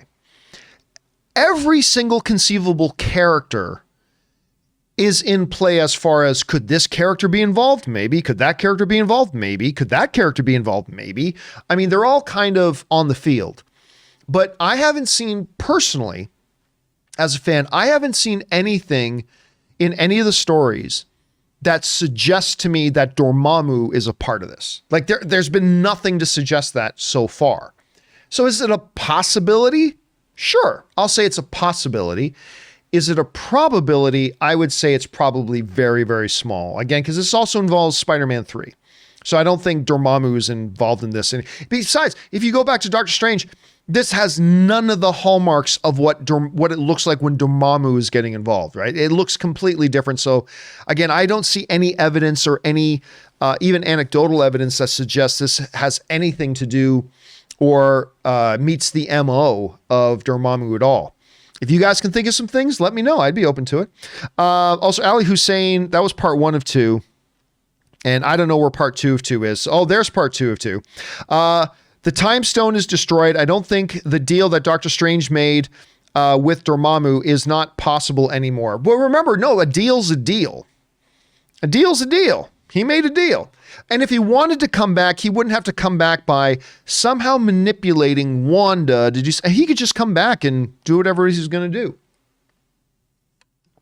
If he wanted to. Again, I just don't see anything there that suggests that it is Dormammu. But again, it is within the realm of possibility. Okay, next up. Glenn Palmer writes, post-snap Wanda would have asked where Vision was buried. If she tracked his body to lab experimenting on him, could have been a trigger. Yeah, could be. But I mean, I think we got to be careful as fans when we start creating scenarios that we then create to possibly fit a scenario we're in. So that could be, again, we go back to the Paul Bettany thing where he said where there was going to be a post-credit scene where Wanda was going to go and see his body. But again, I don't, listen, you go back to Endgame, right? Go back to Endgame. She's already broken.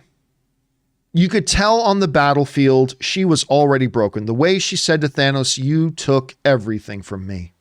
She had nothing left. She was broken already. Then fast forward to the end of Endgame, and she's standing there talking to Hawkeye, and go back and watch that scene again now. And now it becomes really clear.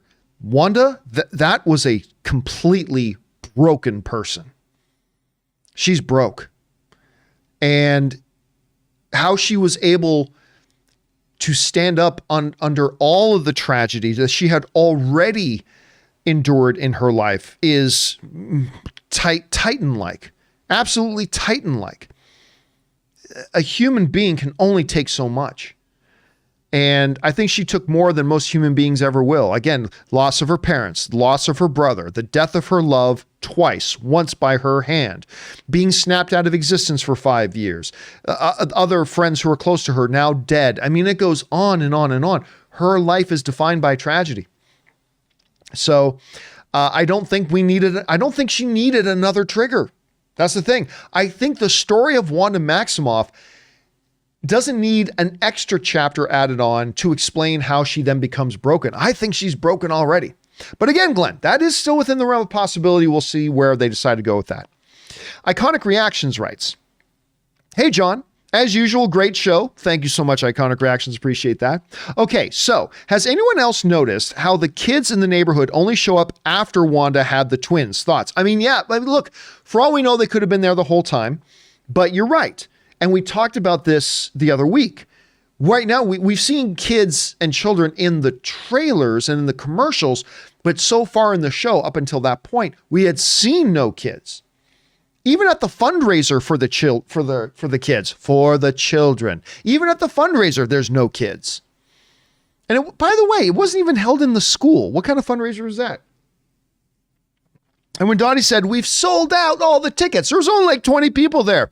Listen, Dottie, raise your standards a little bit. I think you're aiming a little low there, Dottie. You got 20 people there. Big deal. You sold out anyway. So we may find out there's a connection. Now she's got kids. Now there have to be other kids. Maybe that's where, I don't know. The timing may not line up, but maybe that's where the Spider-Man thing comes in. Maybe it transcends time. I don't know. There's a lot of possibilities out there, Iconic, but you're right. You're right. Now there are going to be kids in this neighborhood when it's time for trick-or-treating. And maybe they'll say they were there the whole time and we just never seen them yet. And that's okay. That's fine. I can deal with that as a fan, but maybe it'll be something deeper. All right. Thanks for that, man. Empire Fan 1980 writes, "Could you imagine if in WandaVision or Spider-Man 3 or Doctor Strange 2, if they say mutants, the internet and the fans would go bananas?" Yes. I mean, by the way, let's say this. I just went on a bunch about how, listen, Kevin Feige, he's already said it's going to be 5 years, blah, blah, blah, but he can still completely stick to his plan and have as an Easter egg the term mutant. I mean, the word mutant is a real word. The word mutant could be used. Now, especially understanding how all his fans try to connect dots that in no way are supposed to connect, and we'll try to connect every dot that there possibly is. A character, Mr. Jones, who was in the library, was wearing Nike shoes. The swoosh on Nike shoes is kind of symbolic of, I don't know, Stormbreaker. Thor's, if you look at it, the shape of the Nike swoosh. Therefore, I think Mr. Jones in the library is actually connected to the God of Thunder, Thor. I mean, that's what we do. And don't lie, you've done it. And I'm not going to lie, I've done it. We that's what we as fans do. We do that, right? But yes, I think I could totally see Kevin Feige messing with us just by having somebody randomly drop the word mutant, just to watch everybody lose their minds and see how many of us fanboys then start going, "This is confirmation that mutants will be at the end of WandaVision." You watch. That's what we would do. Let's be honest. That's what we do. And we've all done it. Don't pretend you haven't. You have. So have I. So we've all done it. But listen, just go to like Captain America, Winter Soldier. When the Hydra agent drops the name of Stephen Strange, well, that actually doesn't make any sense, but it didn't matter if it made sense. It was an Easter egg. It was just something fun. It didn't actually work out logically with the rest of the MCU, really, when you really think about it, but it was just for fun. I could see Kevin Feige doing that just for fun. Just for fun. It doesn't mean anything. It's not going to have any follow through, but oh my God, our heads would explode and fans would start running with every theory possible. Because that's what we do. That's what we all do. All right. Thanks for that, Empire Fan. All right. Chaz McGill writes, I watched at 3 a.m. and WandaVision turned into a haunting of Hill House. Yes, it kind of did. Sword should get Hawkeye to go in because of their relationship as Avengers. Well, Chaz, see, here's the thing. That connects a couple of dots that we've kind of been talking about here. Number one, if you've got an unsolvable mystery, well, I mean, they'd only been working on it for a day or two. But if you're working on a mystery that involves two Avengers, maybe you pick up the phone and try to call one of the other Avengers who are still around. Dr. Banner, Stephen Strange, Rhodey. A lot of people still around. Pick up the phone, give them a call, saying, hey, that, Wanda and Vision that you know so well, they happen to be over here. Maybe you could shed some light on this for us as to why. So it checks that off, that they should have been calling Clint anyway. But also, right, as we talked a little bit earlier, he's already got that relationship. He was with her in the beginning in Age of Ultron. He brought her in. He's the one who saved her and rescued her during Civil War. Then ultimately, she's the one she confides in and talks to at the end of Endgame. So he makes the most sense, Chaz. He absolutely makes the most sense. All right, Dylan Valenti writes, this is a little off topic, but not really. So basically, I want to say that I like this show a lot more than Mandalorian because this feels like a continuous series instead of 8 separate episodes. Well, I mean, there are different types of shows, right? I think the way Mandalorian is done is exactly the way Mandalorian should be done.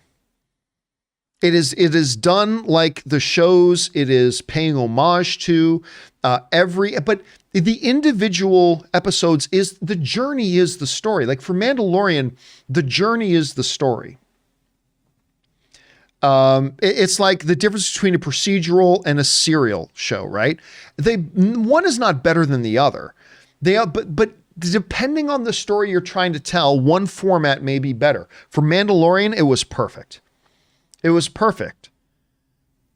Lone Wolf and Cub, it was the gunslinger in the West, coming across the different adventures as he goes. There is an overall topic and an overall story, sure, but it's the journey that is the story.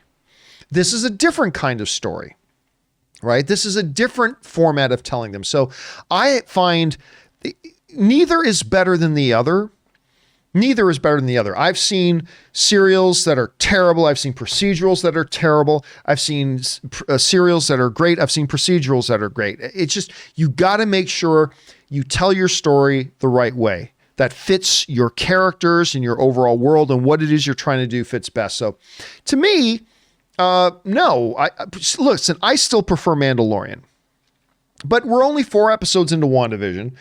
Maybe by the end of WandaVision season 1, I'll prefer WandaVision. I don't know. Right now, I'm still a Mandalorian guy. But it's not because it tells its story a certain way. It's because they told their story in a way that was perfect for that character and for that narrative that was going on. And it could be the same thing for WandaVision as well. Just my thoughts, but thanks for sharing your thoughts on that, Dylan. I appreciate that, man. Dennis Williams sends in a $20 super chat. Thank you, Dennis, for supporting the channel on that level, man. Instead of having to explain Mephisto, basically the devil, could Marvel use an existing character in his place like Dormammu from Doctor Strange? He may not be causing this, but maybe trying to take advantage to enter our world.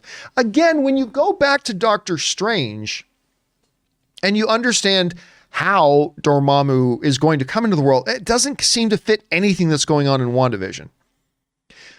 Again, I'll say what I said before. It's not that I'm saying it's not possible. All I'm saying is that right now, when you understand the characters and what we know about these characters in the MCU so far, and then we look at what's gone on in WandaVision so far, there is nothing there that has the earmarks of a Dormammu. Like nothing there suggests Dormammu at all, right? I don't think Mephisto's there, but there have definitely been little pieces of information and circumstances that would suggest Mephisto. Again, I don't think it's Mephisto, but people who do think it's Mephisto, I don't think they're crazy because there are things there that could be construed as evidence that maybe they're heading in that direction. But for Dormammu, I just don't see it. I just don't see it. It just does not fit his MO at all. That doesn't mean that Kevin Feige can't introduce something new that will bring that into focus. I mean, that's possible. It's possible. The question, again, we've been talking a lot about this, is the difference between possibilities and probabilities. I think right now the probabilities of that are very, very low. Which again, doesn't mean it's impossible.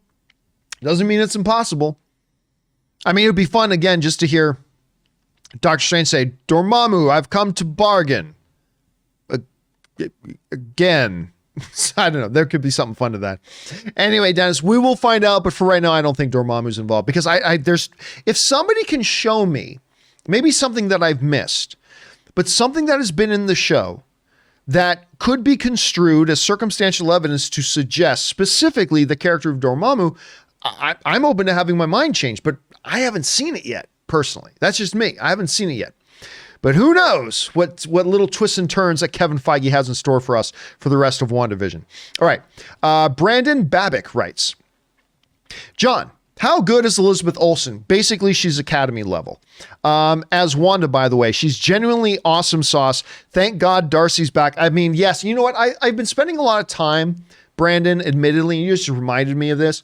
I've been spending a lot of time talking about how much I love Kat Dennings, how much I love Randall Park. But listen, the heartbeat of WandaVision is absolutely the performances of Paul Bettany as Vision and absolutely Elizabeth Olsen as Wanda, particularly their chemistry together. But it is their performances. The way Elizabeth Olsen's been able to turn from being cheery 50s sitcom to who are you? And going really dark, like just like that. Crazy. And it really is her, and particularly Paul Bettany. So I'm gushing about Kat Dennings and Randall Park, and they are great, but really the heartbeat of this show is Paul Bettany. And in this particular circumstance, Elizabeth Olsen. You're absolutely right about that. All right. Alexander Kent just sends in a super chat to be supportive. Thank you, Alexander. Ali Hussein's question we've already got to. All right. Next up is JSW11984, who writes, I think it is Vision's dead body that Wanda is reanimating. As soon as Vision is seen, the director of S.W.O.R.D. immediately goes back to HQ, I reckon, to see if his body is still secure or if it's gone. I mean, that's not the craziest thing, but honestly, I think when the director of S.W.O.R.D. realizes, oh, this whole mystery thing, we've just, scrambled our entire forces to be here about, turns out at the center of it is two Avengers, including one that we think is dead. I don't think he was rushing back to headquarters to check in on a body. I think he was rushing back because this is huge. This is something you got to go talk to the president about. This is something you got to go talk to the president about. So, no, again, I do not believe this is Vision's body. I've explained a million times why. So I don't think that is literally his body or corpse walking around. But I can be convinced because I think this is one where I could legitimately be convinced.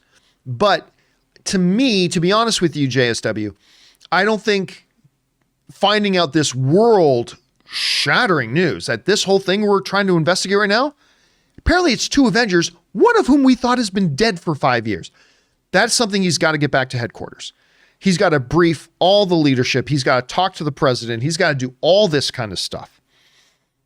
So I don't think him leaving is any kind of indicator that what we're dealing with here is Vision's reanimated dead body. I don't think, listen, I'm not saying that other evidence doesn't exist and other big arguments couldn't come up. I'm just saying that that particular circumstance of him leaving, to me, doesn't necessarily add any credence to the idea that that's Vision one way or the other. I don't think it lessens the chances that it's his animated dead body. I don't think it increases the chances. But again, ask me again after episode 5, because maybe I'll be singing a completely different tune. Next up, we've got Jason Hendricks, who writes, is think Wanda, you probably meant I think Wanda, is not the villain. I think she is control. Just like the Dark Phoenix. You mean you think she's being controlled? I don't know. Again, like I was saying a little bit earlier, Jason, that kind of breaks this brilliant narrative that we're talking about a character like Shakespearean level grief and pain. And so I don't think she's being controlled. As a matter of fact, I don't see anything here suggesting she's being controlled. Other people in this show are being controlled. And every once in a while, they become aware of it and want to get out. When Wanda starts to become aware of things being wrong. She instantly, purposely wants to go back into the fantasy, right? Again, this goes back to what I was saying before, that the number one person that Wanda seems to be trying to fool is Wanda. So there could be some other being behind this, but even if they are, I don't think they're controlling Wanda. I think Wanda clearly is very much in control here.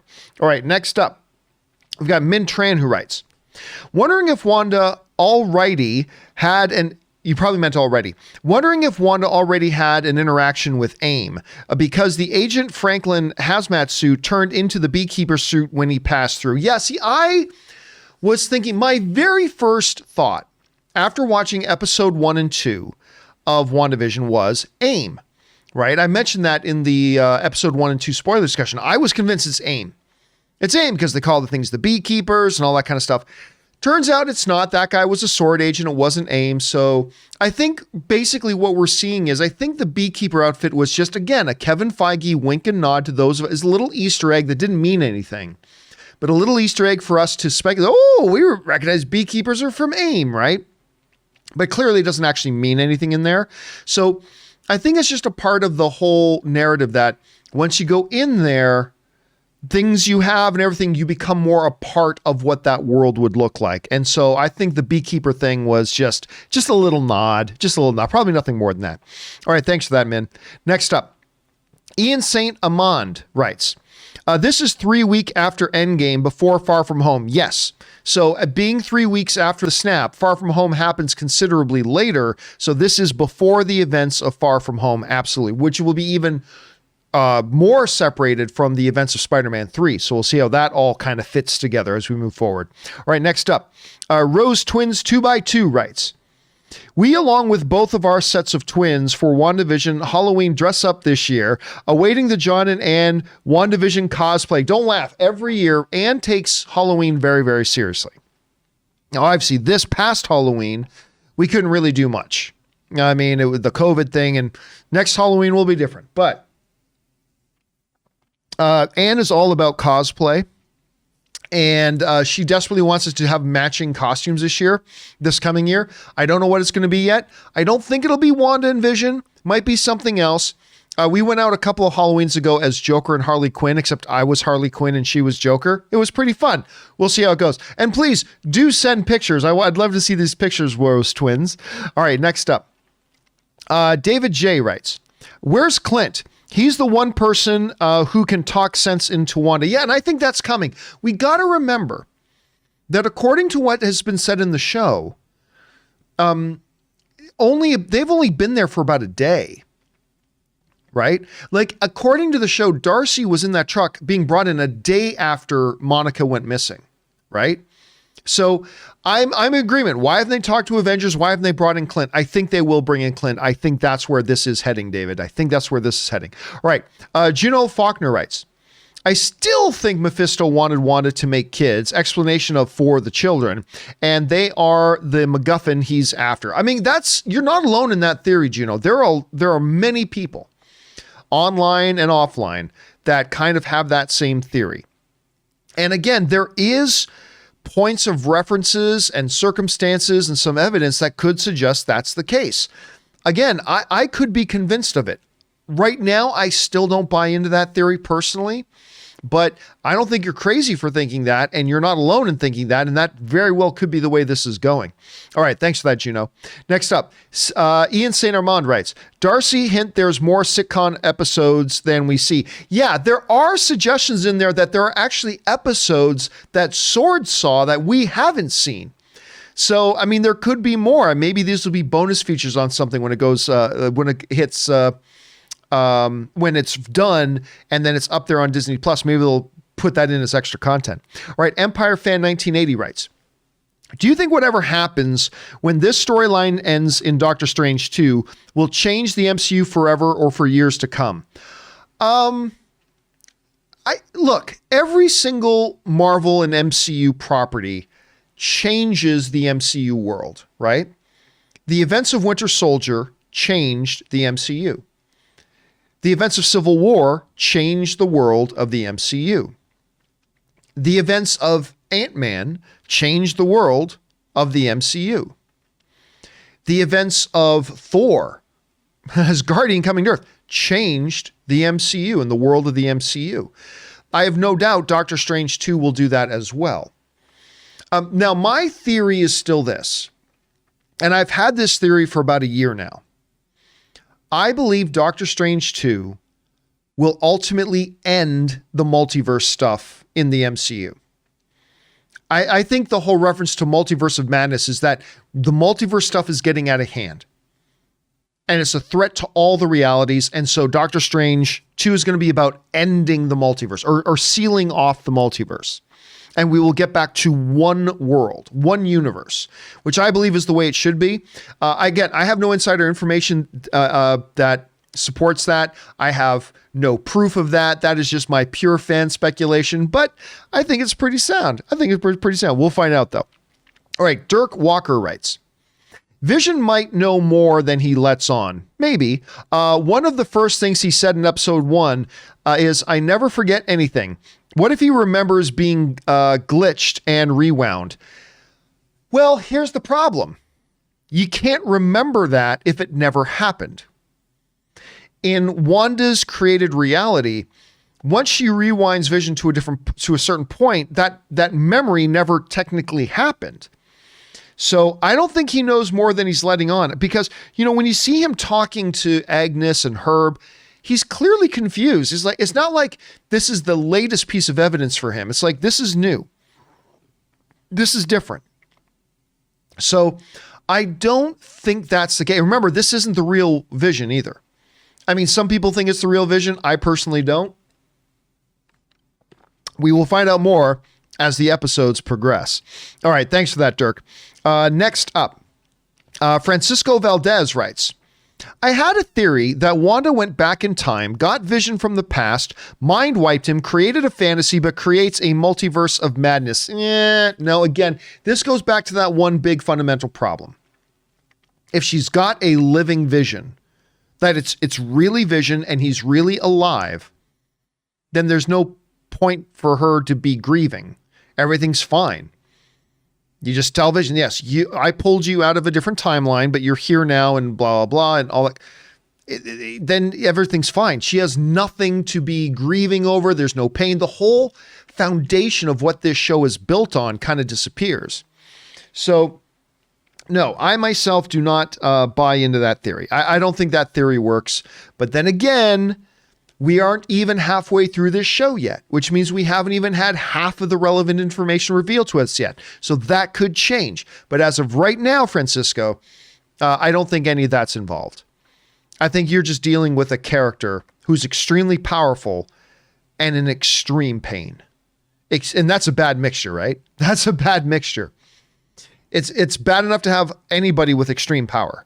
It's bad enough to have any individual in extreme pain. You've got an extremely powerful person who is in extreme inhuman amounts of pain. And I think that's kind of the underpinning here. But again, we're not even halfway through the episode or through the season yet. Let's see what transpires. All right. Ali Hussein writes, over under 55%, Doctor Strange will make an appearance on the last episode of WandaVision. I've covered that many times already. I believe that is very, very improbable. I would take under 15%. I wouldn't take under 5%, but I you know me. I think it's more likely that Hawkeye show up and even Wong, but I don't think Doctor Strange will. Not impossible though. Not impossible. All right. RNB Nart writes, if this is the start for the multiverse, there's a Vision still alive in another universe, like her brother. Wanda's power in the cosmic transcend her own universe, like House of M, no more mutants. Well, again, we come back to this a lot. What I find is that people who know the comics quite often, and I've done this myself, quite often forget that the comics are not the MCU. The MCU and the comics are two very different things, right? They're two very, very different things. Just because something happens in the comics does not mean that's going to happen in the MCU. For instance, Civil War is completely different than what it was in the comic story. There's some thematic similarities, But ultimately, it's really a completely different story.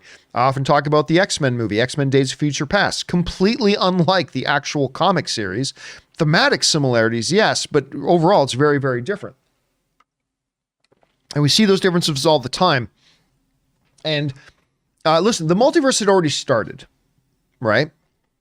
The multiverse started with previous movies in the MCU. That's where it all got rolling. So it's not getting rolling now. But again, I hesitate for us to look to the comics to give us indicators of where things are going, because that very, very rarely has worked out. And so that's kind of why, RN, why I kind of lean away from that. But again, you're not the only person who is drawing a lot of comparisons to House of M, obviously. There's obviously been some influence taken from House of M. But just because some influence has been taken from there doesn't mean that, well, then that means this is going to happen here because that's what happens in House of M. We got to be careful to draw those distinctions. But again, we're not even halfway through the season yet. Maybe it'll turn out that way, RN. But believe me, you're in good company. A lot of other very smart people kind of have that same theory. So let's see how that works out. All right, thanks for that, RN. Next up, Rick Staines writes, I wonder why Darcy didn't disclose the jump cuts to Sword. Who's to say she didn't? I mean, once was the first time she saw it. Maybe it's nothing to even think about. I'm not sure, but there is a possibility that once she recognized others that she did report it to Sword and that everybody now knows about it. We don't know that, but would it have been important to use up screen time? And remember, these episodes are 30 minutes long. So screen time is a valuable and very limited resource. Do they need to take up screen time to show us Darcy going to Sword and saying, there's parts of the show that sometimes glitch out? Is it important for us to see that? I don't know. Maybe, maybe not. But maybe that becomes relevant later on. Maybe in like episode 7 or 8, that comes like, how come you never told us about this before, Darcy? Maybe that becomes an issue. Let's keep an eye out for it. All right. KM Reviews writes, so we see 150s and 160s episode, but came across like they are watching multiple episodes from each decade. Wonder what happens in those others. Yeah, if you're referring to, it seems like there are other references being made as if there were other episodes of WandaVision that they saw that we haven't. And that's definitely a possibility. So how quickly are they going? And it looks like Darcy hasn't just been sitting down and watching WandaVision for 90 minutes, because that's how much WandaVision we've had so far. Episodes 1, 2, and 3 are about 90 minutes. She spent all day watching WandaVision. So I think the implied message seems to be there are other things there. So how many episodes have we not seen? And how many episodes take place in each decade? These are questions. Maybe they'll address them. Maybe they won't, KM, but it's a good question to ask. All right. Bo Big HHB3 writes, how deep is the MCU bench? Wow. Kat Denning and Asian Jim of Randall Park own this episode. Give me an X-Files. Yeah, see? Give me an X-Files type show with them too. I told you, I've been seeing a lot of people asking for that specific thing. A Darcy and Agent Woo X-Files like show. Going around the world of the MCU, investigating unexplainable phenomena that maybe have some connection to the comics, maybe don't at some point. Their chemistry is great. I don't want to see a romantic relationship between them.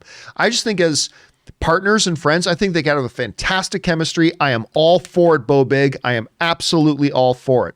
All right. I'm glad you think so too. All right. Chris Warden writes, I wonder if those missing astronauts will be fantastic. Well, remember, they didn't go missing in space. They were gone. And again, we as comic book characters, they said astronaut. Fantastic Four were astronauts. That must be the connection. I don't think so. I think what he said was, we lost half of our astronauts in the blip. Well, now they're back. It's not like he wasn't saying they lost them on a mission. Now, if he had said, we had one mission where a crew of 4 completely went missing during a mission, not blipped, but it was sometime after the blip. They went out on a mission to investigate something for us, and they just went missing, and we haven't found them since. Well, then, 4 astronauts not have to do with it. Then we could draw some comparisons. I don't think we can do that quite yet. All right. Cap Wolfster writes, Was Agnes even in the scene Sword watched? They did say it seems like someone is editing the feed.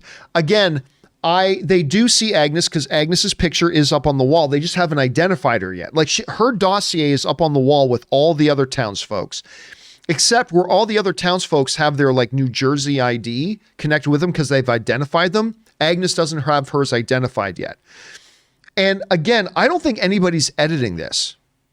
I mentioned this before, I will say it again. What I think is happening is every time there's a piece of the show that goes missing, it's when Wanda is pulled out of the fantasy. When Wanda's in the fantasy and she's like just living it out, the show is going on. But whenever she's pulled out, like the beekeeper pops up and she's like, no, like she's been pulled out of, it's like you're watching a movie in the theater and your phone goes off and you're pulled out of the movie. That's what it is for Wanda. And I feel like every time she's pulled out, the show stops and then picks back up again when she gets reinvested and back into the fantasy. So I don't think it has anything to do with Agnes, and I don't think there's an external person editing the feed. I don't think that's the case. I might be wrong. Again, we've got a lot more to still find out, so we will see how that goes. All right, next up. Dwayne Fernandez writes, John, I just realized, could it being set in Jersey be a Mephisto reference because of the devil? Hey, listen, I am all about hockey. I'm 1,000% about hockey. Best sport God ever created. But no, I don't think that being in New Jersey is a reference. I don't think they're using hockey references for that, but I love the way your mind's thinking, Dwayne. As a Canadian, it makes my heart smile. I love the way you're thinking, but no, I do not think just because the New Jersey Devils play there, that's any kind of a reference. Although, wouldn't it be grand if people took hockey seriously enough to do that? All right. Next up, we've got David J. writes, if I'm not mistaken, you keep saying Agnes is not on the board, but she is to the left of Vision's co-worker in episode 1. Yes, when we first started talking about it, I didn't remember seeing Agnes's picture on there. And it was somebody brought in, I had it brought up. It's like, oh no, yeah, she is in there. She's there, but she's not ID'd. So that is a you're 100% accurate observation there, David. Thanks for writing that in. All right. William Stewart writes, hey, John and Ann. Ann's not here, obviously. Loving your discussion. In episode 3, I was told to cycle through the subtitles when Wanda was singing The Babies in Sokovian. If you turn them to Brazilian Portugal, she is singing, I waited for you, and this day has come. My heart became home, full of light. Isn't that poetic and beautiful? So maybe that's kind of an indication that Wanda has always wanted children, which to me, I thank you for sharing that, William, which to me kind of suggests even more that the children aren't real. This is part of her fantasy. I mean, I know like Anne is 100%, Anne 100% believes that the babies are real. And now Wanda literally has these two children. I don't think so. And now that you've translated those words for me here, William, and I'm so grateful that you did, to me, that only reemphasizes even more. This is her creating an illusion to live in her idyllic life.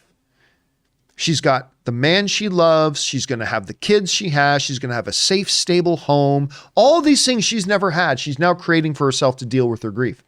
So thank you for sharing that. And again, I think that just reemphasizes that the kids aren't real. But then again, ask me after episode 5. I may have a completely different point of view by that point, William. All right, next up.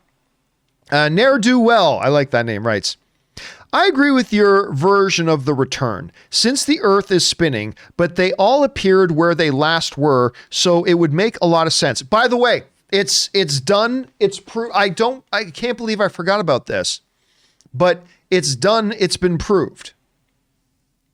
If you go back, follow me here. There's been this debate going on, and this is key. This is important. There has been this debate going on about what happens during the unsnapping.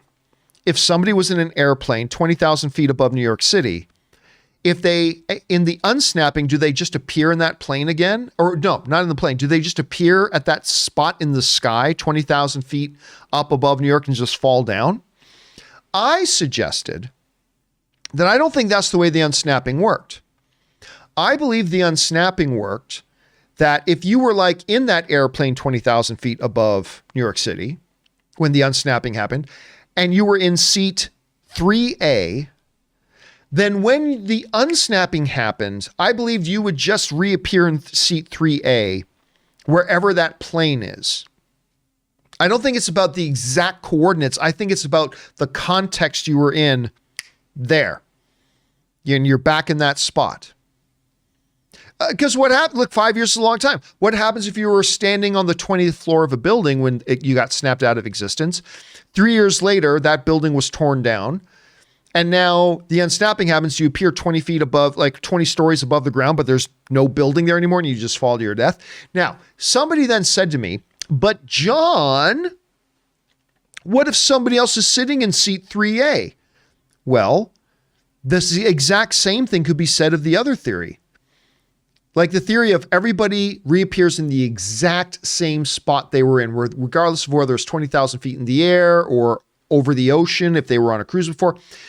Because what if you were standing on this corner of King and Main, waiting to cross the street when you got snapped?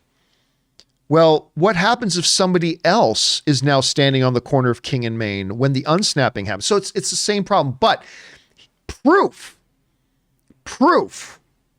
that my theory is correct, that you reappear back in the context you were in, and there is proof. Here it is. Go back and watch the opening scene of episode 4 again, when everybody starts being undusted and Monica is running through the hospital. You will see it happens quick, but it's right there in camera. A gurney is being pushed along, right? A hospital bed is being pushed along, a gurney is being pushed along, and all of a sudden, a man reappears in that gurney that's being pushed and being moved, and he's laying down and he's got his hospital clothes on and all that kind of stuff. He clearly was in a gurney when he dusted, and when the undusting happened, there it was. He reappeared back in that gurney. To me, that is 100% proof that my theory is correct.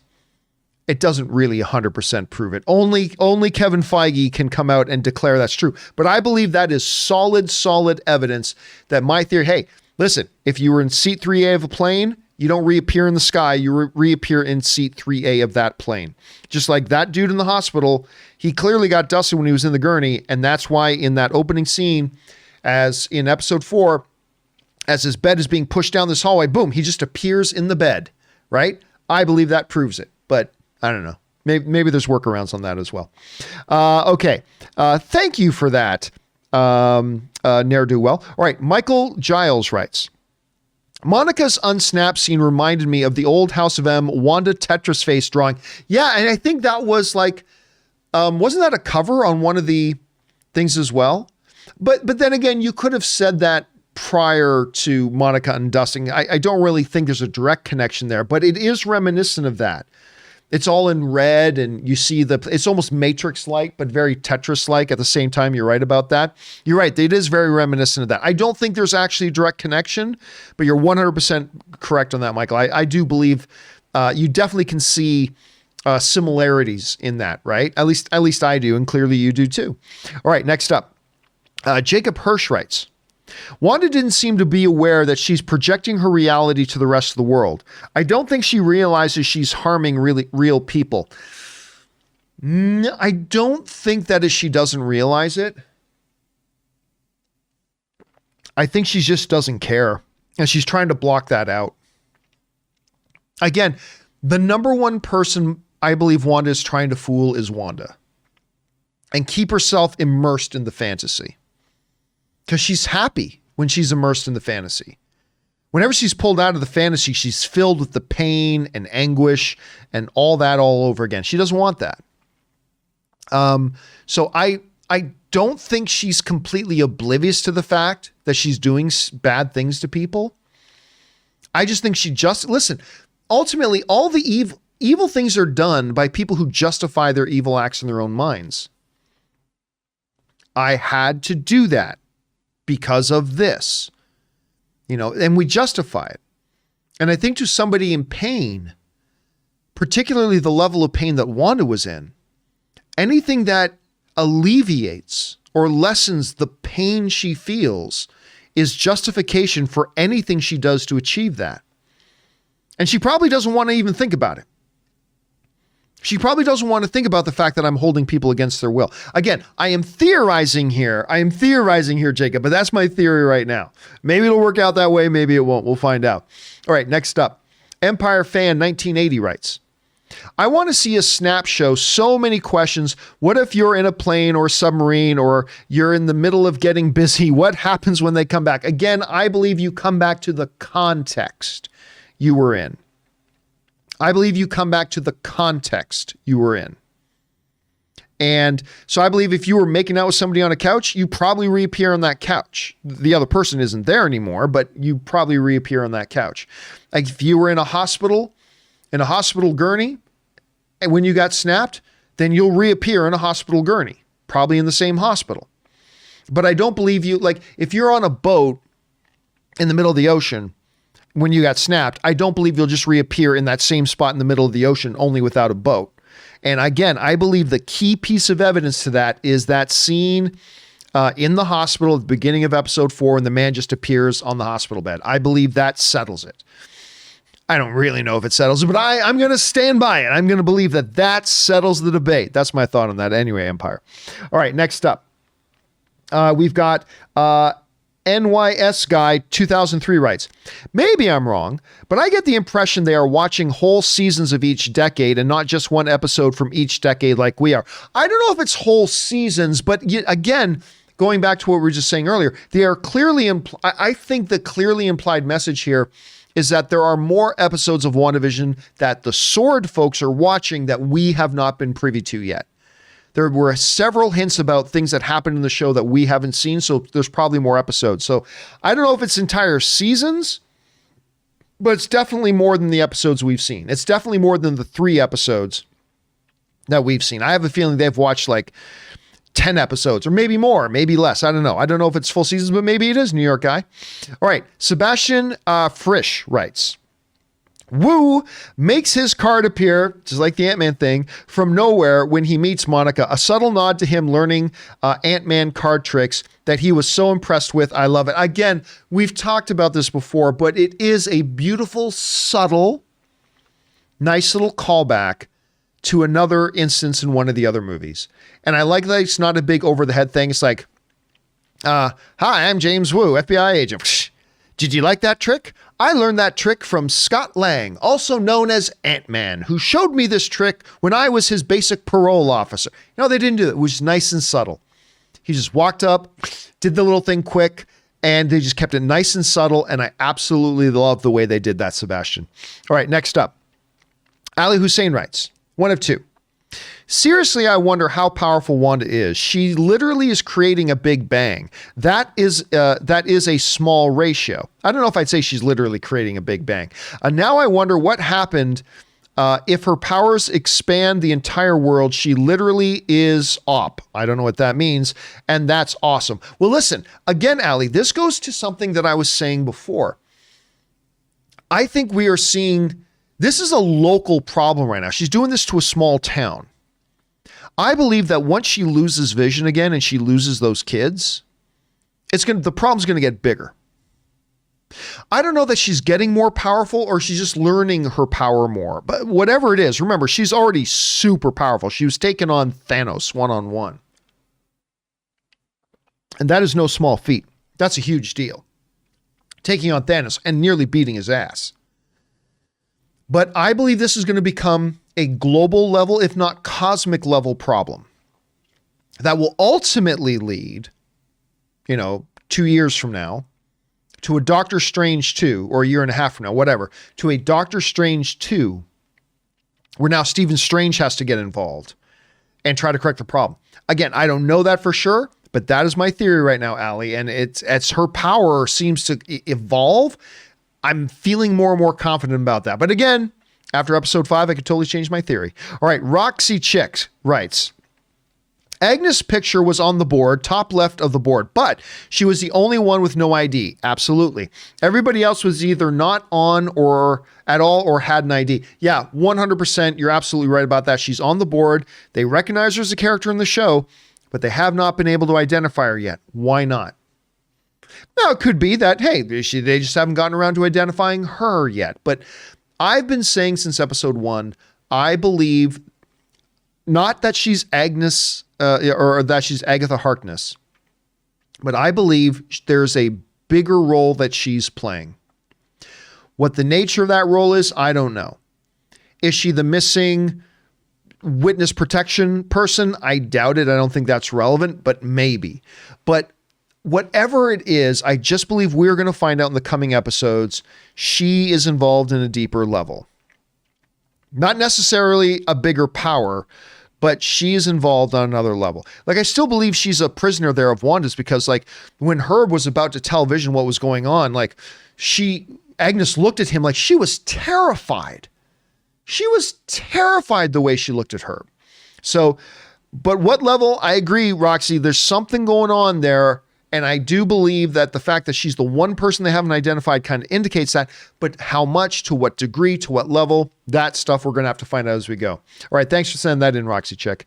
Next up, Jacob Hirsch writes, Wanda's whole character arc through the MCU has been her not wanting to hurt innocent people. She's not fully in control. Listen, but you are missing something else. Since that beginning part, particularly at the beginning of Civil War, she has experienced a lot of tragedy. Let's go. It's not just the loss of Vision either. All right. Accumulative effects should not be underestimated.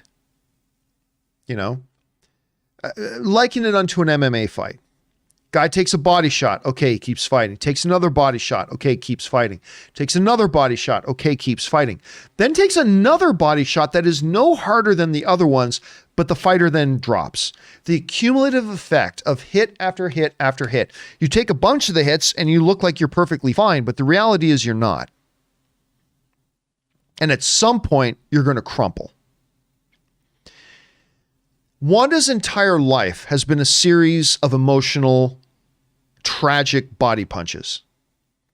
From the tragic story of her childhood and losing her parents and her family in the way that she did, to the death, the murder of her brother, her twin. And even before that, before the murder of her twin, being subjected to the experiments that ultimately gave her powers. Then the murder and loss of her brother. Then the events of Civil War, where she felt like she caused the death of a lot of people. Then she falls in love, and that ends with not only Vision dying, but she had to be the one to kill him. Don't overlook that. We shouldn't just brush that as a minor detail. She had to personally murder and kill the love of her life. Even though he's a walking toaster, but whatever. I'm not here to judge. Still, he died by her hand. How much therapy is that going to have to cause you for the rest of your life? But then it got worse.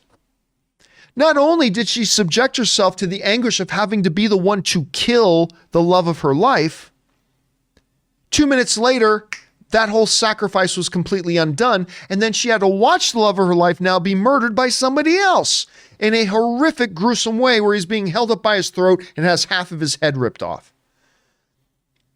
What do you think that does to somebody? Therapy.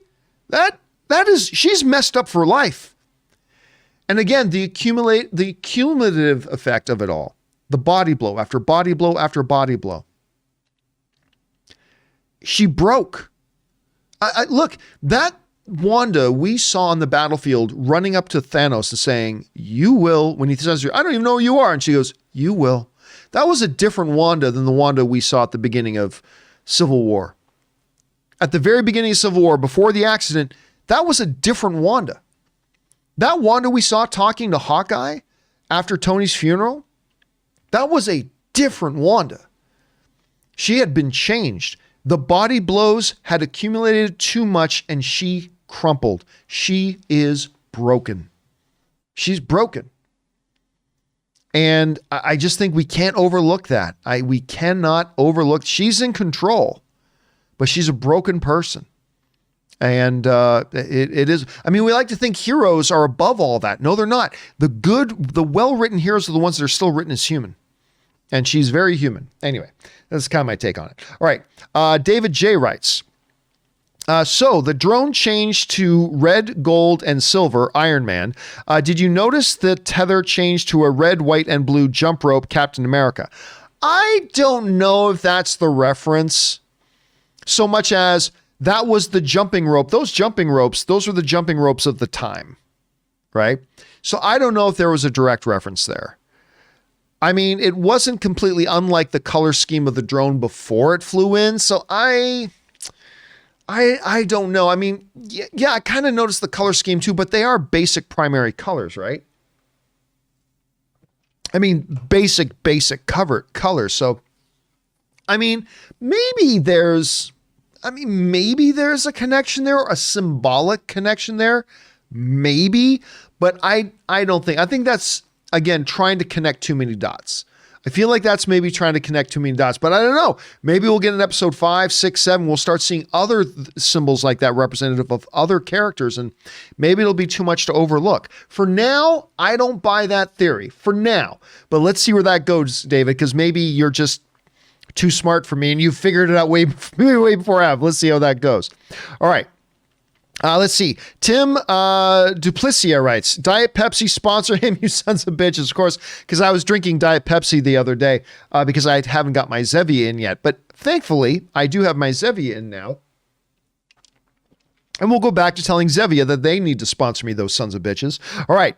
Schnipp writes, starting to think Sam Fisher's real name is Bruce Wayne with the money he's throwing around these super chats. Oh yeah, Sam, because I remember the other day Sam put in like 6 questions in a row, but hey, I appreciate all of them. They were all good questions. All right, Frankie Gouge writes, a TV phrase that might pop up, the part of character will now be played by so-and-so. Ooh, that would be cool. Because I remember, like when I was a kid, they don't do it anymore, but when I was a kid, I remember when a show would have to change an actor, you would hear a narrator saying, the part of Bobby Phoenix is now being played by Jimmy. I'm bad at making up names on the spot. And they would do that. Wouldn't that be funny? If like now they're outside. Oh, what if they do that? Now that Monica's outside of Westview, what if they go back and now there's a different person still playing? The role of Geraldine is now being played by, that would be funny.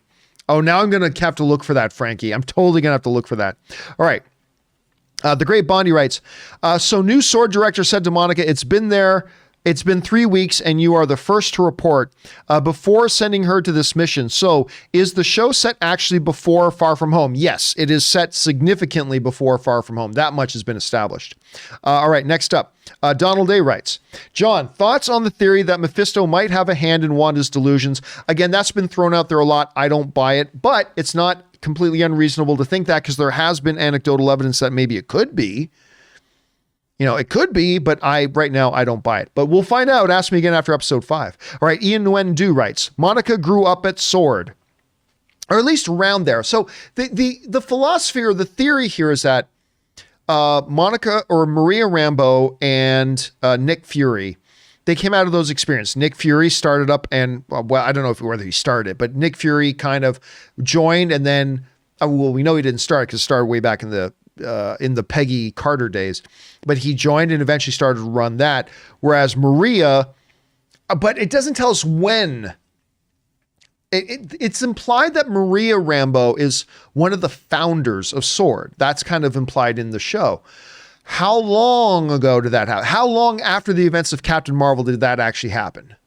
Did it happen just 5 years ago? Did it happen 15 years ago? Don't know. But yeah, Monica kind of grew up in that. All right.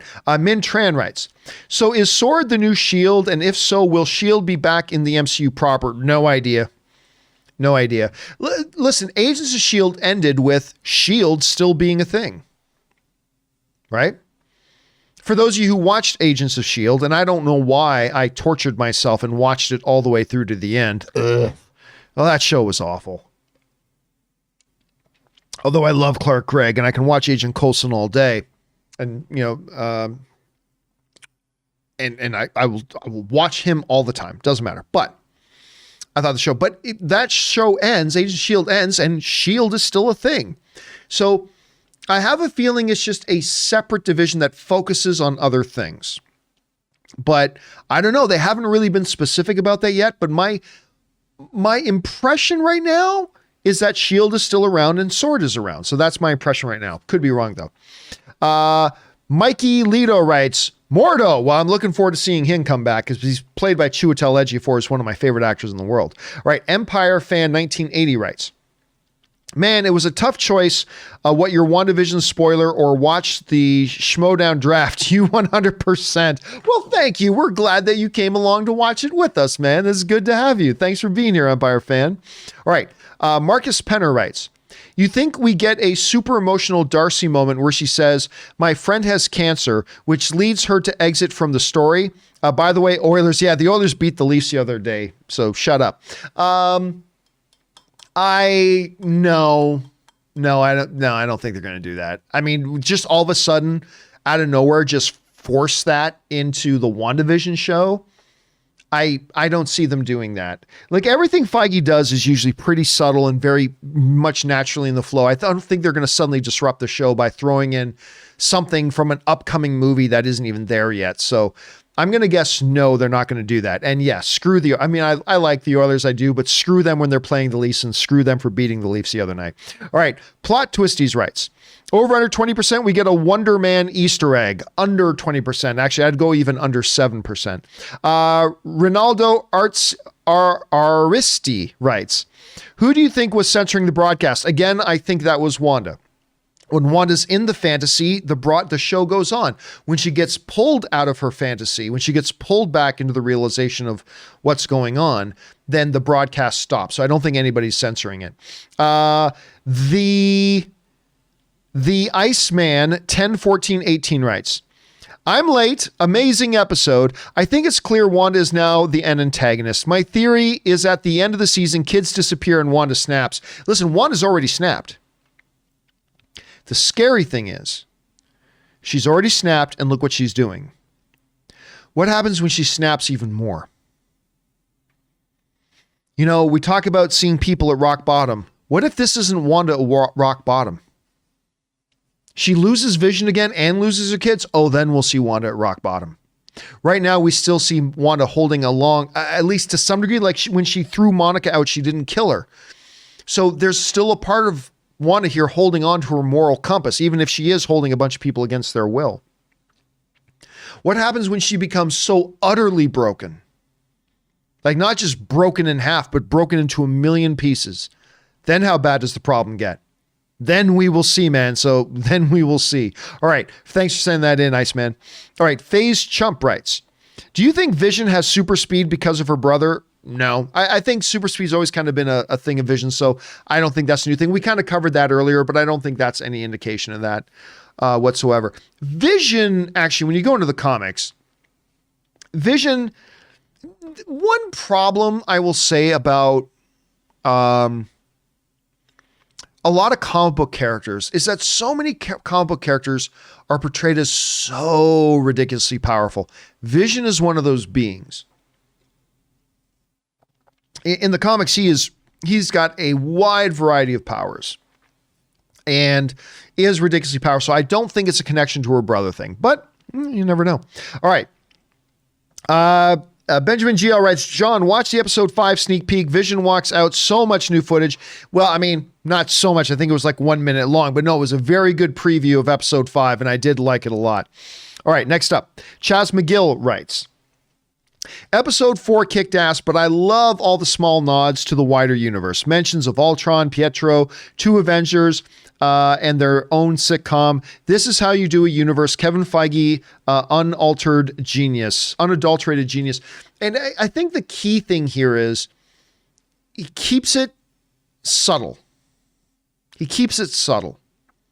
I mean, every once in a while you have the big obvious hit you over the head with something, but most of the time, particularly in WandaVision, it's been kept very, very subtle. And that just makes it, I don't know, it feels more real to me, Chaz, I guess, when you do it that subtly.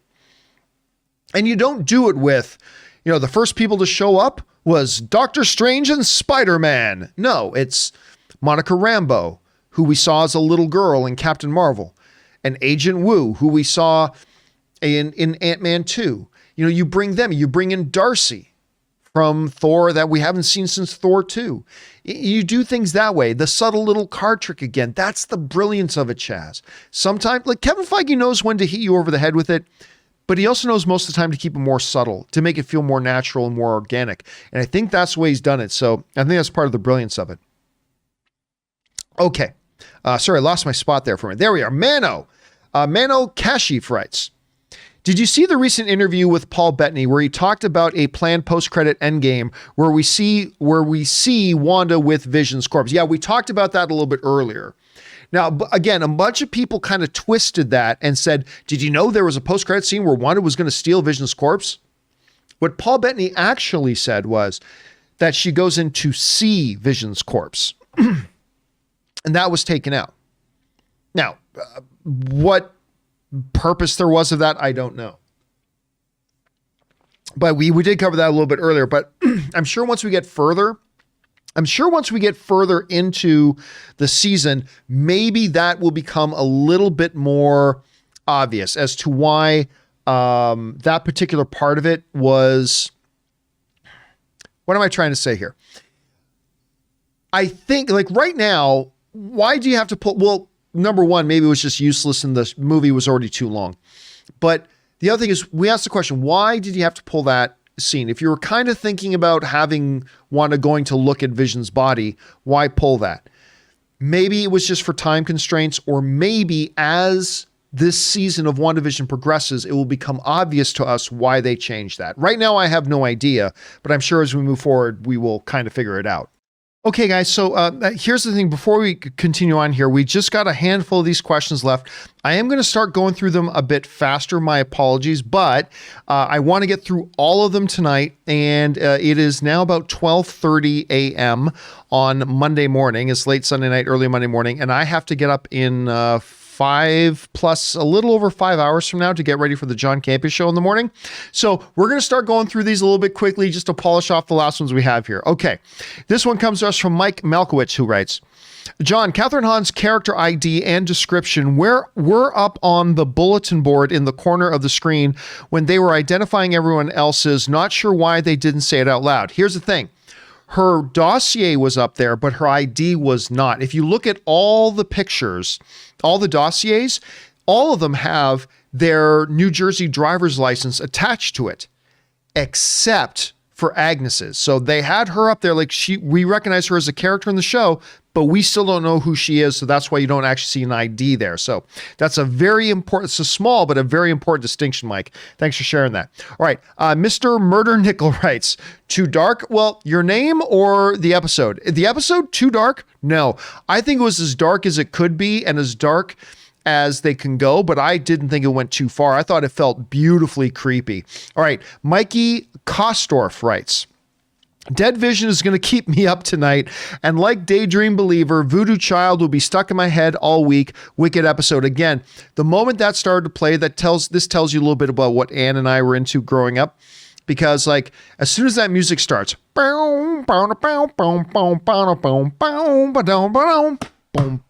right? The first thing Ann said, I swear to God, first thing Ann said, is Hulk Hogan about to come out? And only people who grew up watching wrestling would completely get that at all. All right, next up. It's All Groovy writes, I think Wanda actually brought back Vision with her powers, and when he leaves the bubble alive, it breaks the multiverse.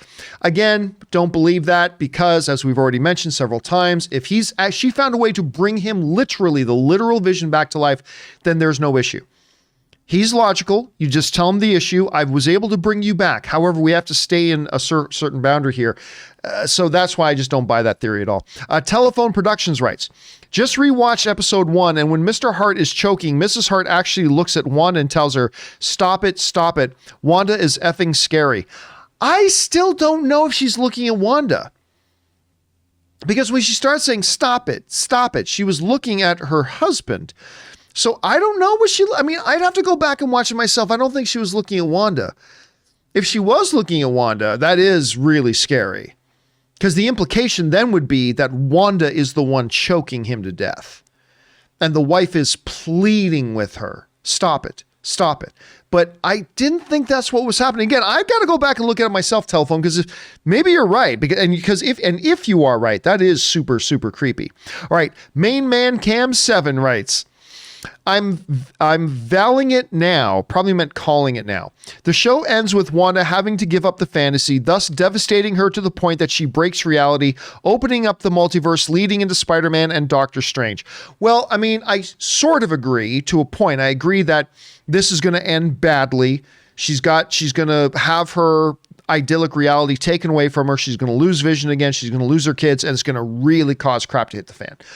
Whether that causes multiverse of madness or not, I'm not sure, but it could very well be a playing factor. Again, that's what I said this whole time. I think Wanda ends up being the antagonist of Doctor Strange 2.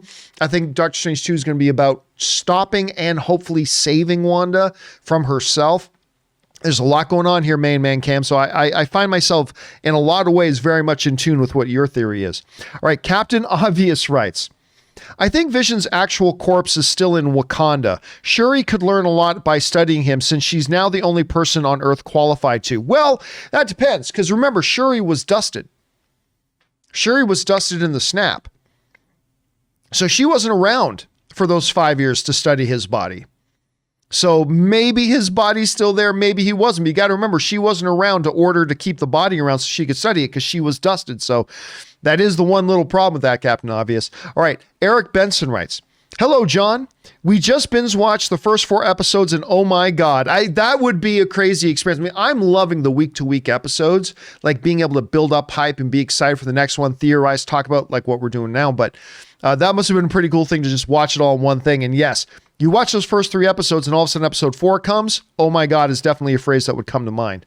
All right, Main Man Cam 7 writes, also, kind of hope the helicopter Wanda found was purple and yellow with Thanos on the side. Then the Thanos copter would be canon or at least a little Easter egg. Listen, for those of you who don't know what he's talking about here, I should pull this up. I'm going to see if I can find an image of it. Yes, there is. Those of you think he's joking, he ain't joking. Literally in the comic books. This is one of the great examples about why you shouldn't always follow the comic books. There literally was in the comics, Thanos literally had a yellow helicopter with the giant word Thanos written across the side. Just in case you didn't know who it was, the Thanos copter. A great example about why you should not always necessarily follow what's going on in the comic books. So that would have been funny, main man. That would have been hilarious. Telephone Productions. Oh God, can you seriously imagine if she pulls the helicopter out and it's literally a yellow helicopter with the word Thanos on the side? I would have lost it. All right, Telephone Productions writes, hey, John, thanks for sharing your thoughts, but it's time to go to bed. You've earned it. Now, of course, he wrote that the other day, and right now we're approaching 1 a.m., so it is getting late. I do need to go to bed here pretty soon. All right, Eric Benson writes, what is Sword? Well, they kind of walk through. Go back and watch the episode again. They really fully explain what Sword is. They even talk about what the letters stand for. And as the director and Monica are walking through the base, they literally talking about their mission and what it is they do. So I would suggest going back and checking that out again.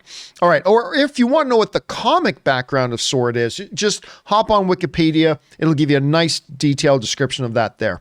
All right. Thanks for that, Eric. Next up, Darklock63 writes, don't forget equipment changes when they pass through field, and for a time, Monica appears to forget who she is. Oh no, that's a key thing. Monica herself was caught up in the fantasy. And that's why, like we said earlier, she has moments where she starts to snap out of it. She wasn't tipping her hand as an undercover agent when she said, your brother was killed by Ultron. That was her like coming back to herself, like realized she heard Wanda talk about her brother Pietro. And she's like, he was killed by Ultron, wasn't he? Right? So that's a key thing to keep in mind there, Darklock. And I'm glad you mentioned it. All right. Benjamin GL writes, I think it's his real corpse. If it is Wanda versus Vision's corpse, it's going to be dark. Oh my God. Yeah, look, again, I don't think at all that it's Vision's corpse. I don't think that at all. Episode 5 could change my mind, but right now I don't think it's that at all. But oh my God, if it's actually Wanda fighting Vision's corpse, woo, that is dark as hell, Benjamin. Dark as hell. All right, Eddie Villalobos writes, what do you think the climax of the series is? For me, I can't see it being Wanda versus Vision, considering how it seems Vision doesn't have power or true free will unless Wanda allows it, allegedly. Hey, listen, I do think it comes down to Vision and Wanda, but that is what you just mentioned is the big problem right now with my theory.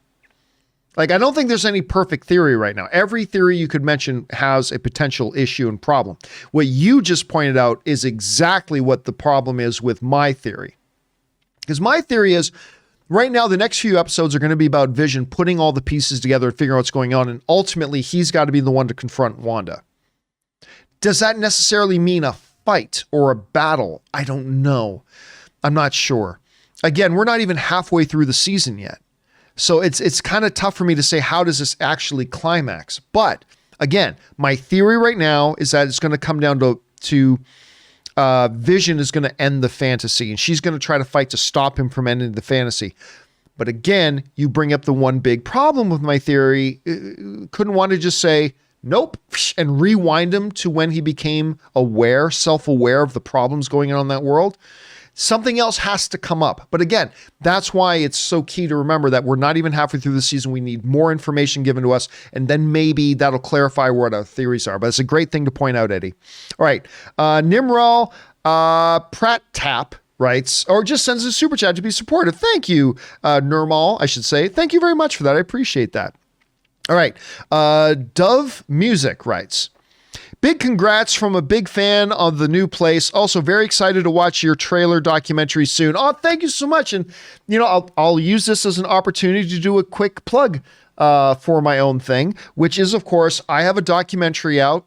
For those of you maybe relatively new here, I worked for a little over a year on making this documentary about movie trailers, and it's called Movie Trailers: A Love Story. It looks at the history, the development, the importance, the problems of movie trailers, why we love them so much, what things about them drive us crazy.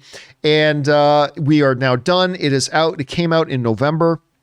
It is available wherever you live in the world. It is available to you online at vimeo.com/on-demand/movie trailers. And for those of you who happen to live in the US or the UK, there is another option that you can watch it on Amazon. Simply go to Amazon and search for Movie Trailers: A Love Story, and you should be able to find it. Once again, that's if you live in the US and the UK. And thank you to all of you guys who have checked it out already. And thank you so much. Ann and I are loving our house. We've only been in here about 48 hours, but we are loving it so far. So thanks for that. All right. Nikita Mohanan writes, hey, John, is Mephisto really making his MCU debut in WandaVision, or is it just rumors? Bettany implied Cumberbatch might cameo at the end of his show. Oh, I don't think he implied that. He said there's an actor he really wanted to work with, but that could have been anybody. It might have been Randall Park for all we know.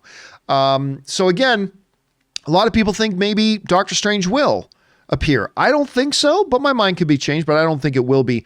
And again, I don't think Mephisto is as a part of this. And I've kind of explained 1,000 times why, but I don't think he is. Again, ask me again after episode 5 or 6. Maybe my mind changed, but for now, I don't think Mephisto's a part of it.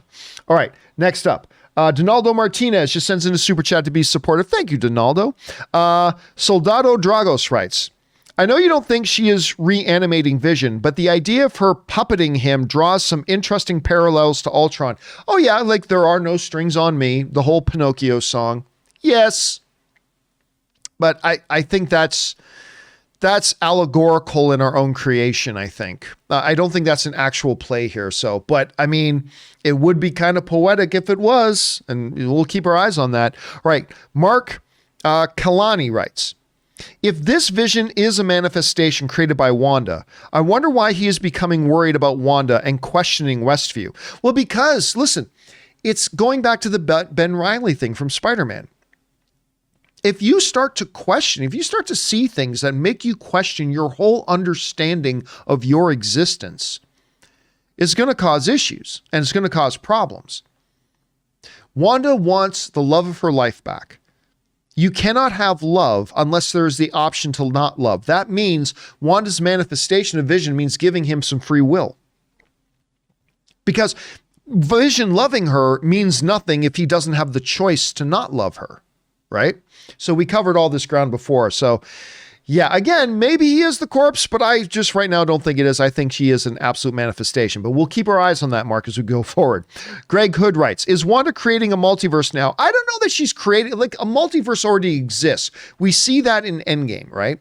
I don't think she's creating a multiverse, but there could be ramifications to the multiverse connected to what she's now doing.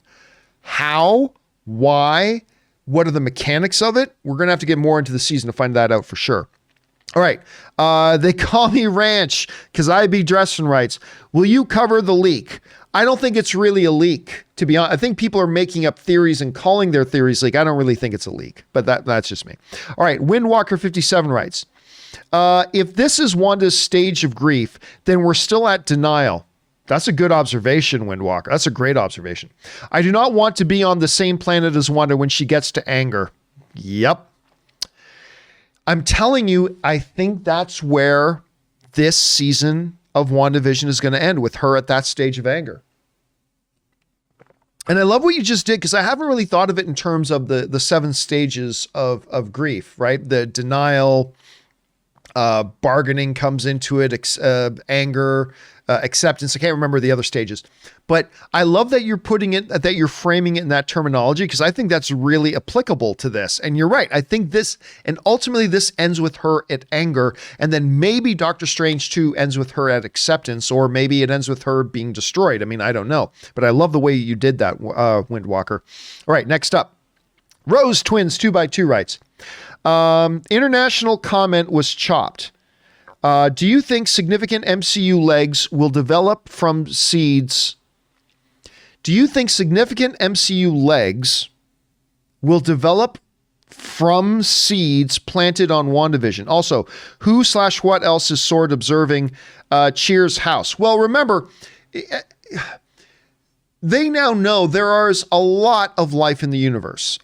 Planetary threats have come. You need to develop organizations that are specifically going to be monitoring for extraterrestrial problems. So Kree could be a problem because they've been a problem before. Skrulls, it could be Skrull factions that are problems, all that kind of stuff. As far as what's going to come out of WandaVision, again, we were kind of saying this a little bit earlier, whereas every single MCU thing has had repercussions on our complete understanding of the MCU universe. So I think therefore it stands to reason that that will be true of WandaVision as well. Maybe as much, maybe a little bit more, maybe a little bit less, but I think there definitely will be long-lasting ramifications, because that seems what happens in the MCU. Thanks for that, Rose Twins. All right. Nomadic Medusa sends in a super chat to be supportive. Thank you, Nomadic Medusa. And then they go ahead and write in a question. They write, could Agnes be influencing Wanda? It's possible. It's possible. There's a lot about Agnes we still don't know. She makes sure the neighbors from alerting Vision, she makes sure the neighbors from alerting Vision, even though we know they are captured. Here's the thing, though, and I've mentioned this before. In the scene with Agnes and Herb, and Herb's about to tell Vision, because if Agnes turned to him and looked angry, like, don't you dare say anything, that would imply maybe she could be in control. But what happened? She looked at Herb like she was afraid for her life. She was terrified. And I think she's terrified of Wanda. I don't think she's terrified of anybody else. I think she's terrified of Wanda. And she knows they're not supposed to spill the beans.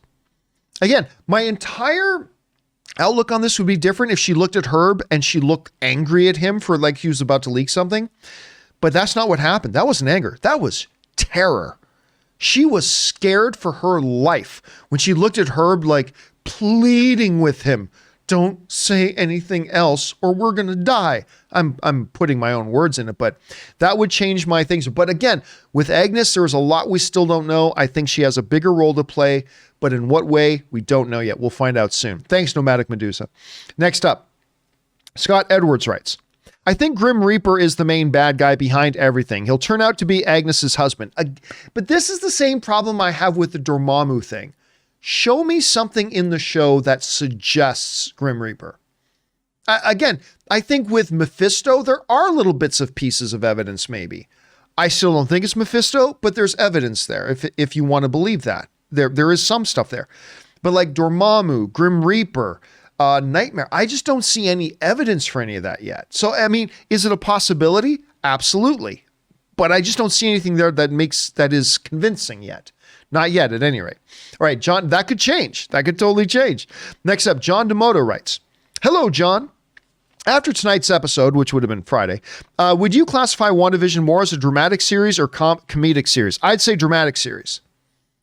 Remember, you have dramas that have a lot of comedy in it. You can have comedy that has drama in it. I think this is clearly, for a comic book movie, it is a dramatic thing with comedy in it. So I would personally, it's a dramedy really, but I would say it's primarily a drama, and within the context of that, there's a bunch of comedy going on. So that's how, it's all semantics really, but that's how I would personally qualify it, John. All right, next up, Minnie Smithy writes, did you notice that in episode 3, Vision had super speed, but in everything else, he doesn't? Could this mean she is thinking of Pietro? Again, that's come up before.